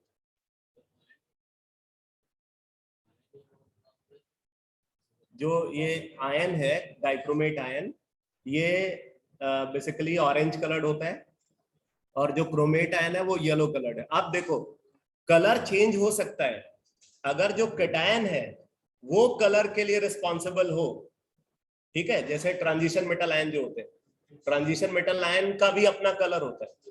तो कैटायन और एनायन का अगर अपना अलग अलग कलर है ना, तो उससे ओवरऑल कंपाउंड का कलर चेंज हो सकता है। लेकिन अगर कैटायन कोई अपना कलर एक्वायर नहीं करता, जैसे कोई एस ब्लॉक एलिमेंट, तो एस ब्लॉक एलिमेंट जो है अगर वो कैटायन के फॉर्म में प्रेजेंट है उसका अपना कोई कलर नहीं, इसका मतलब सिर्फ एनायन का कलर ही ऑब्जर्व होता है। पोटेशियम डाइक्रोमेट है, सोडियम डाइक्रोमेट है, अगर कैल्शियम डाइक्रोमेट है, बेरियम डाइक्रोमेट है, समझ में आया? तो ये सबका कलर कैसा होगा? सबका कलर ऑरेंज होगा, बिकॉज यहाँ पे कैटायन एस ब्लॉक एलिमेंट है और एस ब्लॉक एलिमेंट जो है वो कैटायनिक फॉर्म में कोई कलर एक्वायर नहीं करते, दे आर कलरलेस। लेकिन जो ट्रांजिशन मेटल आयन होते हैं, ट्रांजिशन मेटल आयन का अपना अलग अलग कलर होता है। तो अगर कैटायन का भी अपना कलर है और एनायन का भी अपना कलर है, तो कुल मिलाकर के कंपाउंड का कलर जो है दोनों का कॉम्बिनेशन से एग्जिस्ट करेगा।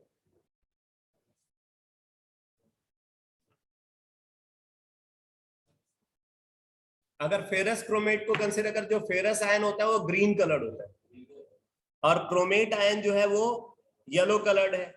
अब फेरस क्रोमेट का कलर जो हो सकता हो येलोविश ग्रीन हो, ग्रीनिश येलो हो, इस तरीके का कुछ कलर हो सकता है। अब मैं आपको बताता हूं यहां पे क्वेश्चन कैसे पूछे जाते हैं। यहां पे आपसे क्वेश्चन पूछा जाएगा कि इनमें से कितने क्रिस्टल सिस्टम है जिनमें तीनों लेंथ पैरामीटर बराबर होते हैं? कितने क्रिस्टल सिस्टम है जिनमें तीनों लेंथ पैरामीटर बराबर होते हैं? तो 2 हैं। कौन कौन से? Cubic and rhomboid. फिर आपसे पूछा जाएगा ऐसे कितने क्रिस्टल सिस्टम है जिसमें तीनों एंगल पैरामीटर बराबर होते हैं?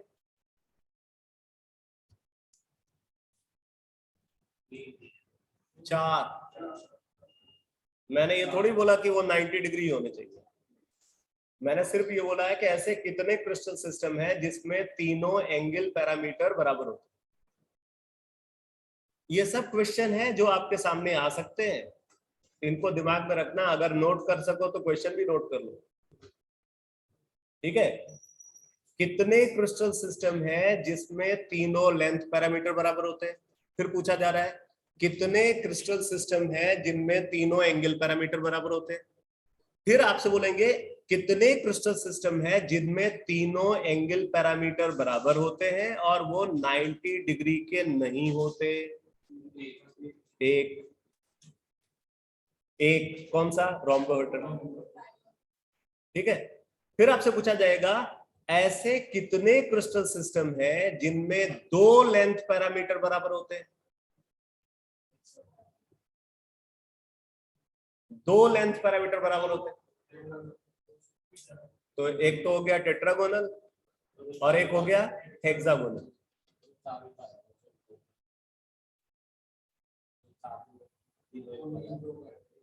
मैंने पूछा है कि ऐसे कितने क्रिस्टल सिस्टम है जिनमें दो लेंथ पैरामीटर बराबर होते हैं, तो ऑब्वियसली एक टेट्रागोनल हो गया और एक हेक्सागोनल, ठीक है। ऐसे कितने क्रिस्टल सिस्टम है जिनमें तीनों लेंथ पैरामीटर बराबर नहीं होते? तीनों लेंथ पैरामीटर बराबर नहीं होते, तीन। कौन कौन से? ऑर्थोरोम्बिक, मोनोक्लिनिक एंड ट्राइक्लिनिक, ठीक है।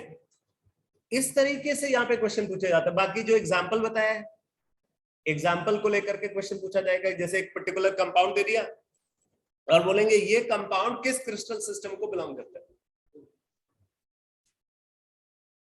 अब इसमें सबसे इंपॉर्टेंट है ट्राइक्लिनिक के एग्जाम्पल। ट्राइक्लिनिक के तीनों एग्जाम्पल को आप रट लो।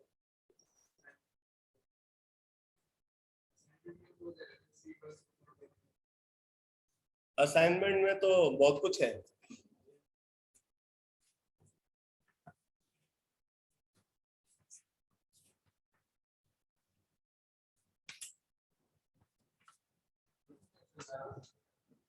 असाइनमेंट में देखो भर भर के, हाँ बोलो बोलो।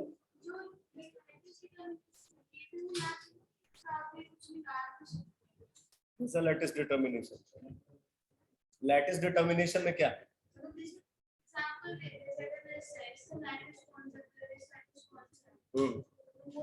हाँ ऑब्वियसली ये निकाला गया है और उसके लिए एक ब्रांच को यूज किया जाता है जिसको क्रिस्टलोग्राफी बोलते हैं।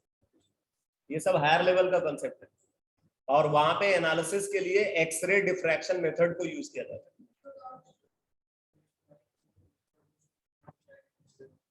हाँ अभी बहुत कुछ है, वो अभी मैं वो भी बताने वाला हूँ। अभी डीपीपी की टेंशन मत लो। क्या पूछना चाह रहे हो भाई? आजा डीपीपी पे आ जाए, कोई बात नहीं, आ जाता।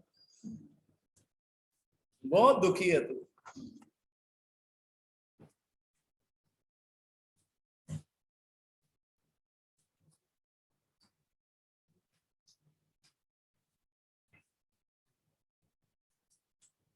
एक मैं आपको मतलब एक पेज का पीडीएफ शेयर करूंगा व्हाट्सएप ग्रुप में, उसमें और भी एग्जांपल्स हैं।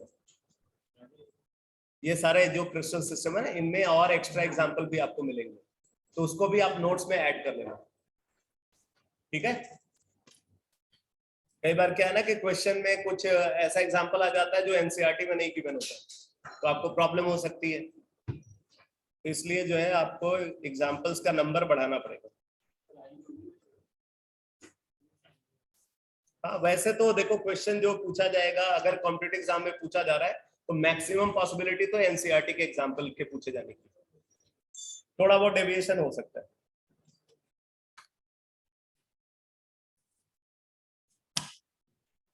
अच्छा अब देखो डीपीपी 2 में बेटा कुछ कॉन्सेप्ट को मैं अभी इस क्लास में नहीं डिस्कस कर रहा हूं। जैसे मैं बोल रहा हूं ना, कुछ ऐसी इंफॉर्मेशन है जो एडवांस लेवल क्लासेस में ही रिक्वायर्ड है,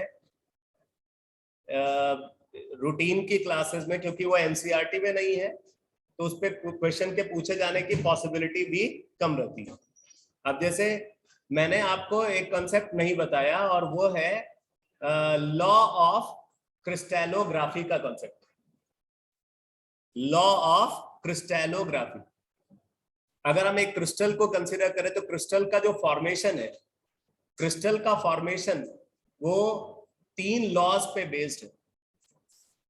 3 लॉज होता है, मैं ब्रीफ कर देता हूं, ठीक है। किसी भी क्रिस्टल का फॉर्मेशन वो 3 लॉज पे बेस्ड है। अब वो 3 लॉ कौन कौन से है? पहला लॉ है law of constancy of interfacial angle. Law of constancy of interfacial angle, ये फर्स्ट लॉ। इसका डिटेल अगर आपको जानना है तो एडवांस लेवल क्लास में इसका डिटेल मिलेगा। सेकेंड लॉ जो हम कंसीडर करते हैं वो है law of constancy of symmetry. Law of constancy of symmetry. और थर्ड लॉ जो हम यहां पे कंसीडर करते हैं वो है law of rationality of indices. Law of rationality, RATIONALITY, rationality of indices, INDICES। Indices का मतलब होता है कोऑर्डिनेट्स। रेशनल, रेशनल का मतलब क्या होता है? Civilised, systematic. रेशनल, इरेशनल, ऐसा टर्म यूज करते हैं ना। तो रेशनल का मतलब क्या होता है? Civilised, systematic. Irrational, uncivilised, unsystematic. ठीक है। तो किसी भी क्रिस्टल का फॉर्मेशन वो 3 लॉज पे बेस्ड है। कौन से 3 laws? Law of constancy of interfacial angle, number 2 law of constancy of symmetry, number 3 law of rationality of indices. ठीक है ना। एक तो ये कॉन्सेप्ट है जो मैंने अभी आपको इस क्लास में नहीं कराया, क्योंकि वो रिक्वायर्ड नहीं है। मतलब अगर आप जेईई एडवांस लेवल को टारगेट करें तो सिर्फ वही पे जो है आपको उसकी जरूरत पड़ेगी। फिर उसके बाद एक कॉन्सेप्ट आता है ब्रैग्स इक्वेशन का concept. Bragg's equation, Bragg's law, उस पे बेस्ड कई सारे क्वेश्चन आपको डीपीपी 2 में मिलेंगे। जैसे मैं आपको टिक करा दे रहा हूं, क्वेश्चन नंबर 1,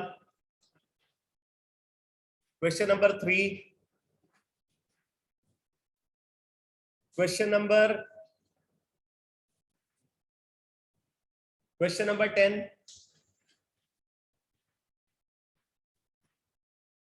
क्वेश्चन नंबर 13, 14, 15।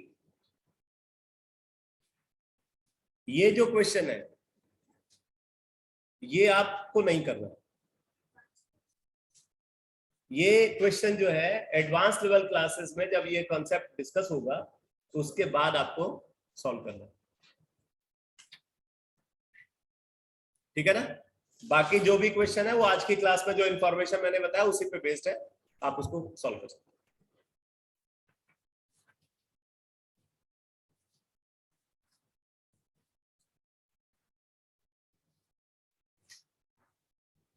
तो अब तक मैंने सिर्फ यही 2 कॉन्सेप्ट छोड़े हैं क्लास में। मैं बता करके चल रहा हूं भाई, ऐसा आपके माइंड में ये फीलिंग नहीं होनी चाहिए कि आपने बताया नहीं सर और आपने पढ़ाया भी नहीं। कौन सा?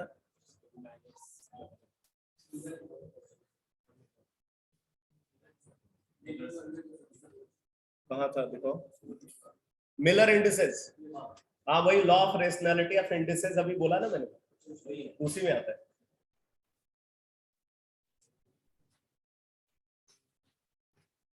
हाँ भाई, अब बताओ डीपीपी 1 और 2 में कौन से क्वेश्चन पूछने हैं आपको?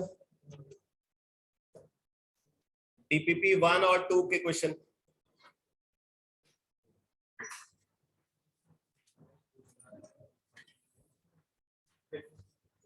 TPP 1 question number 5। सर हाँ बोलो बेटा। तो आई नहीं टीपीपी 2 तो एक मिनट क्या बोल रहे हैं? टीपीपी 2 नहीं आई सर अभी वो ग्रुप में। टीपीपी 2 जितेंद्र सर को बोलो, अभी आपको ग्रुप में शेयर कर देंगे। ठीक है सर। क्वेश्चन नंबर 5 पूछ रहे हैं। क्वेश्चन नंबर 5 में बोला the solid NaCl is a bad conductor of electricity since in solid NaCl there are no ions. Ions तो होते हैं लेकिन वो फ्री नहीं होते, मूव करने के लिए वो फ्री नहीं होते। सॉलिड NaCl इज कोवेलेंट, सवाल ही नहीं पता होता।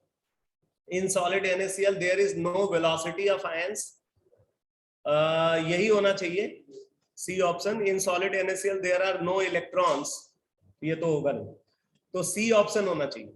आयंस होते हैं लेकिन वो आयंस मूव नहीं कर सकते, हाँ तो सी होगा ना।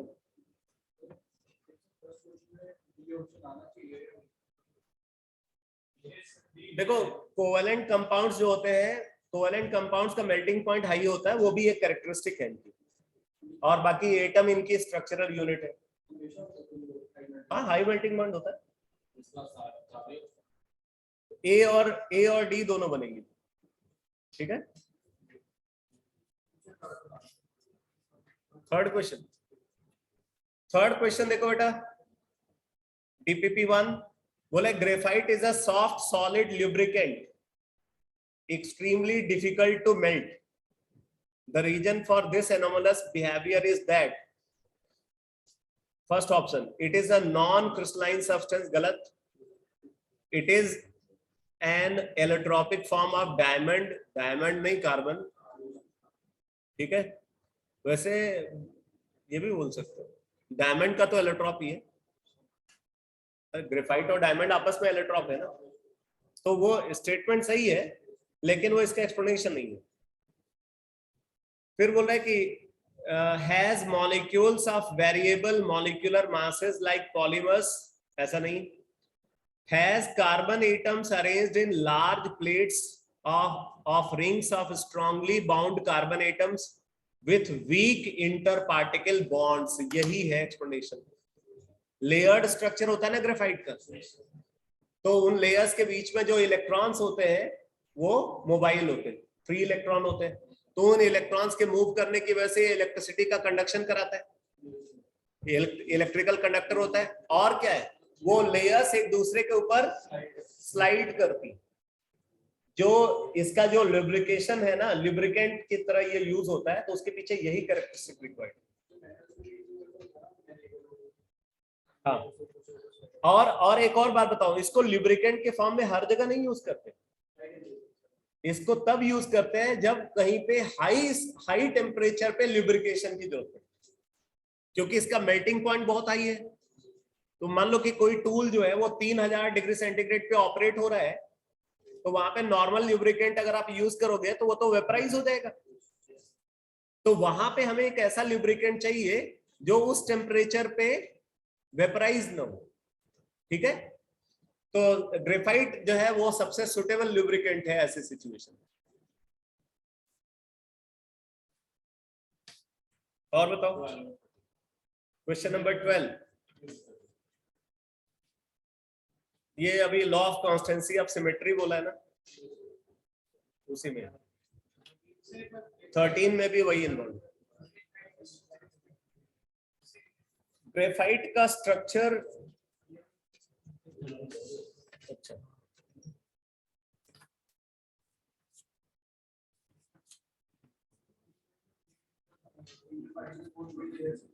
लेयर्स के बीच का डिफरेंस, हाँ बेसिकली ग्रेफाइट का अगर आप स्ट्रक्चर देखोगे तो ऐसा स्ट्रक्चर होता है यहाँ पे,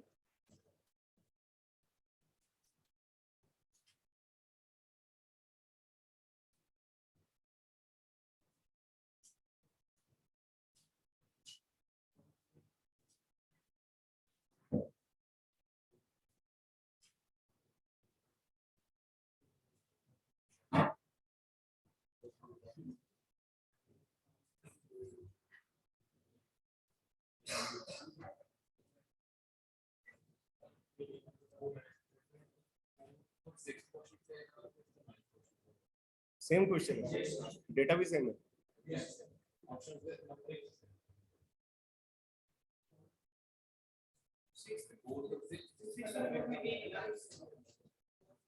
चलो अभी अभी देखता हूं, पहले इस पे फोकस करो। तो जो ग्रेफाइट का स्ट्रक्चर होता है, इसमें क्या होता है, इसमें पाई बॉन्ड प्रेजेंट होता है, ठीक है ना।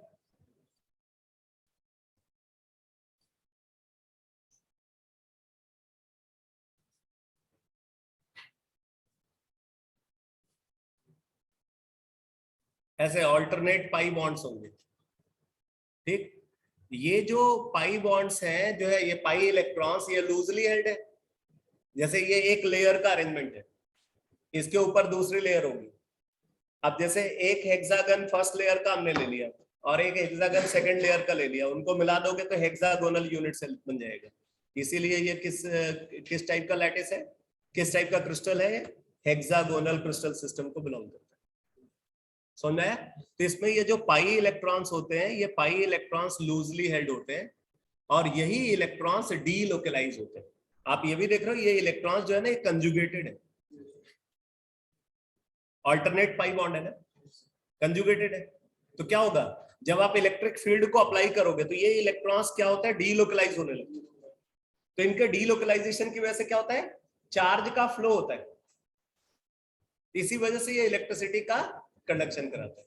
तो इलेक्ट्रिसिटी का भी कंडक्शन कराता है और हीट का भी कंडक्शन कराता है। और DPP1 देना भाई।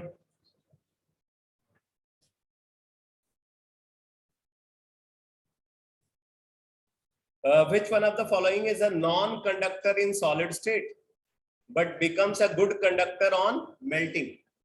सॉलिड स्टेट में इंसुलेटर है, मेल्ट करने पे कंडक्टर है। तो ऐसा आयनिक सॉलिड में होता है। हाँ, तो आयनिक सॉलिड, आयनिक आइस कैसे हो जाएगा, ice is a molecular solid, वो तो इंसुलेटर होता है। नहीं तो वाटर, प्योर वाटर इलेक्ट्रिसिटी का कंडक्शन थोड़ी कराता है। प्योर वाटर में हाइड्रोजन और हाइड्रोजन आयन, हाइड्रोक्सिल आयन का नंबर इतना कम होता है कि वो कंडक्टर के रेंज में आता ही नहीं। अगर उसको कंडक्शन कराना है तो उसमें इलेक्ट्रोलाइट ऐड करना पड़ेगा। पोटेशियम क्लोराइड आंसर है, क्योंकि वो आयनिक सॉलिड है।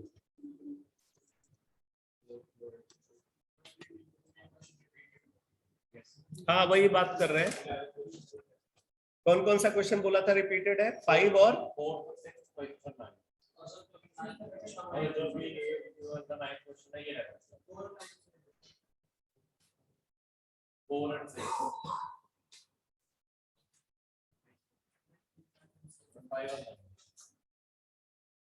कोई बात नहीं, 4 और 6 तो आपका काम कम हो गया।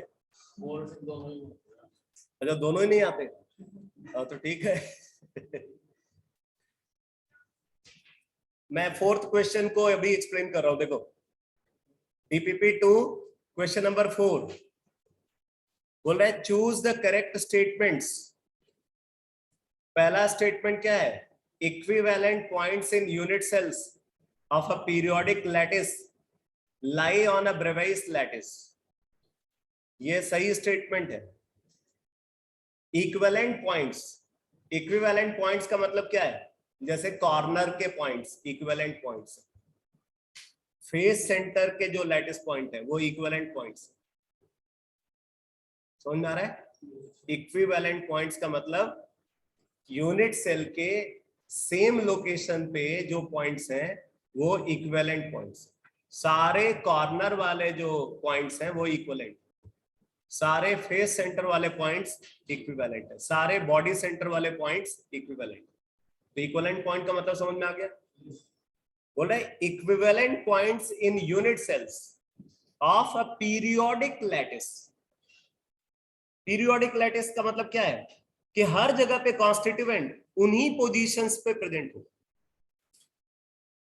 ठीक है, तो वो पीरियोडिक लैटिस हो गया।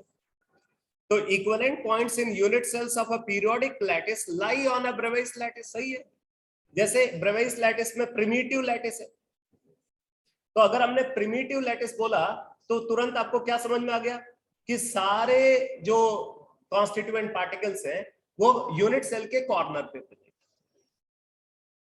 और उस यूनिट सेल का रिपीटिशन से वो पूरा क्रिस्टल बने। बी ऑप्शन में क्या बोला जा रहा है? Equivalent points in unit cells of a periodic lattice do not lie on a Bravais lattice. गलत, ठीक है, लाई करनी चाहिए ना, यहां पे उन्होंने बोला do not lie on a Bravais lattice, तो गलत हो गया। फिर बोला there are 4 Bravais lattices in 2 dimensions. गलत, कितने होते हैं? 5। There are 5 Bravais lattices in 3 dimensions. गलत, कितने होते हैं? 40।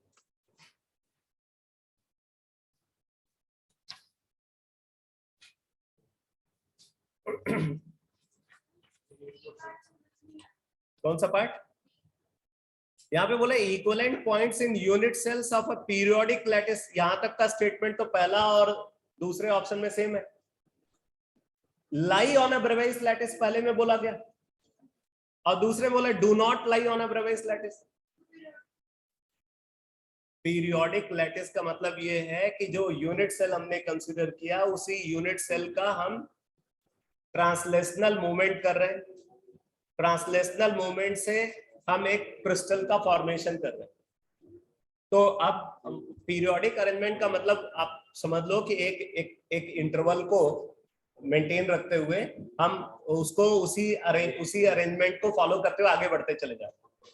ठीक है, तो अगर हमने यहाँ पे बोला है कि जो इक्विवेलेंट पॉइंट्स हैं, इक्विवेलेंट पॉइंट्स का मतलब आपको समझ में आ गया, of a periodic lattice do not lie on a Bravais lattice. अगर वो पीरियोडिक लैटिस है तो वो ब्रेवाइज लैटिस ही होगा, वो ब्रेवाइज लैटिस नहीं होगा, ये हो ही नहीं सकता।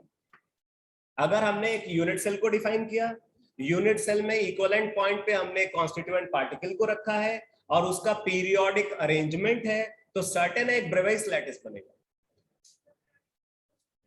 ब्रेवाइज लैटिस होगा।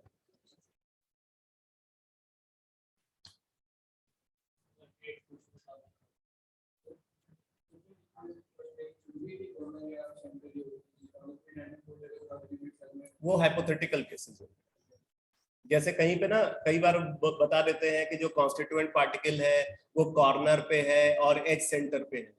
अब एज सेंटर कोई स्टैंडर्ड पॉइंट नहीं है, वो हाइपोथेटिकल सिचुएशन में उसको कंसीडर किया जा सकता है। उसकी भी एनालिसिस कैसे करोगे वो अभी आगे डिस्कस होगा। ये जो क्वेश्चन नंबर 8 पूछ रहे हो, क्वेश्चन नंबर 8 में एक कॉन्सेप्ट अभी मुझे आपको बताना है, वो है कि एक पर्टिकुलर लैटिस पॉइंट और उस लैटिस पॉइंट का पर यूनिट सेल कितना कंट्रीब्यूशन होता है। जैसे कॉर्नर पे जो स्फीयर है वो उस यूनिट सेल में कितना कंट्रीब्यूट करेगा, फेस सेंटर वाला स्फीयर यूनिट सेल में कितना कंट्रीब्यूट करेगा, बॉडी सेंटर वाला कितना कंट्रीब्यूट करेगा, ये जब आपको पता होगा। अच्छा, बताया हुआ है तो सबको नहीं बताया, तो जब सबको बता दूंगा तब क्वेश्चन डिस्कस करो तो ज्यादा अच्छा है। तो इसको नेक्स्ट क्लास में डिस्कस करेंगे, क्वेश्चन नंबर 8, ठीक है ना? ले लो ये अच्छा आपका नहीं है। एडवांस क्लास होगी वेडनेसडे को, फिर थर्सडे से लेकर के संडे तक जो है वो रेगुलर क्लास।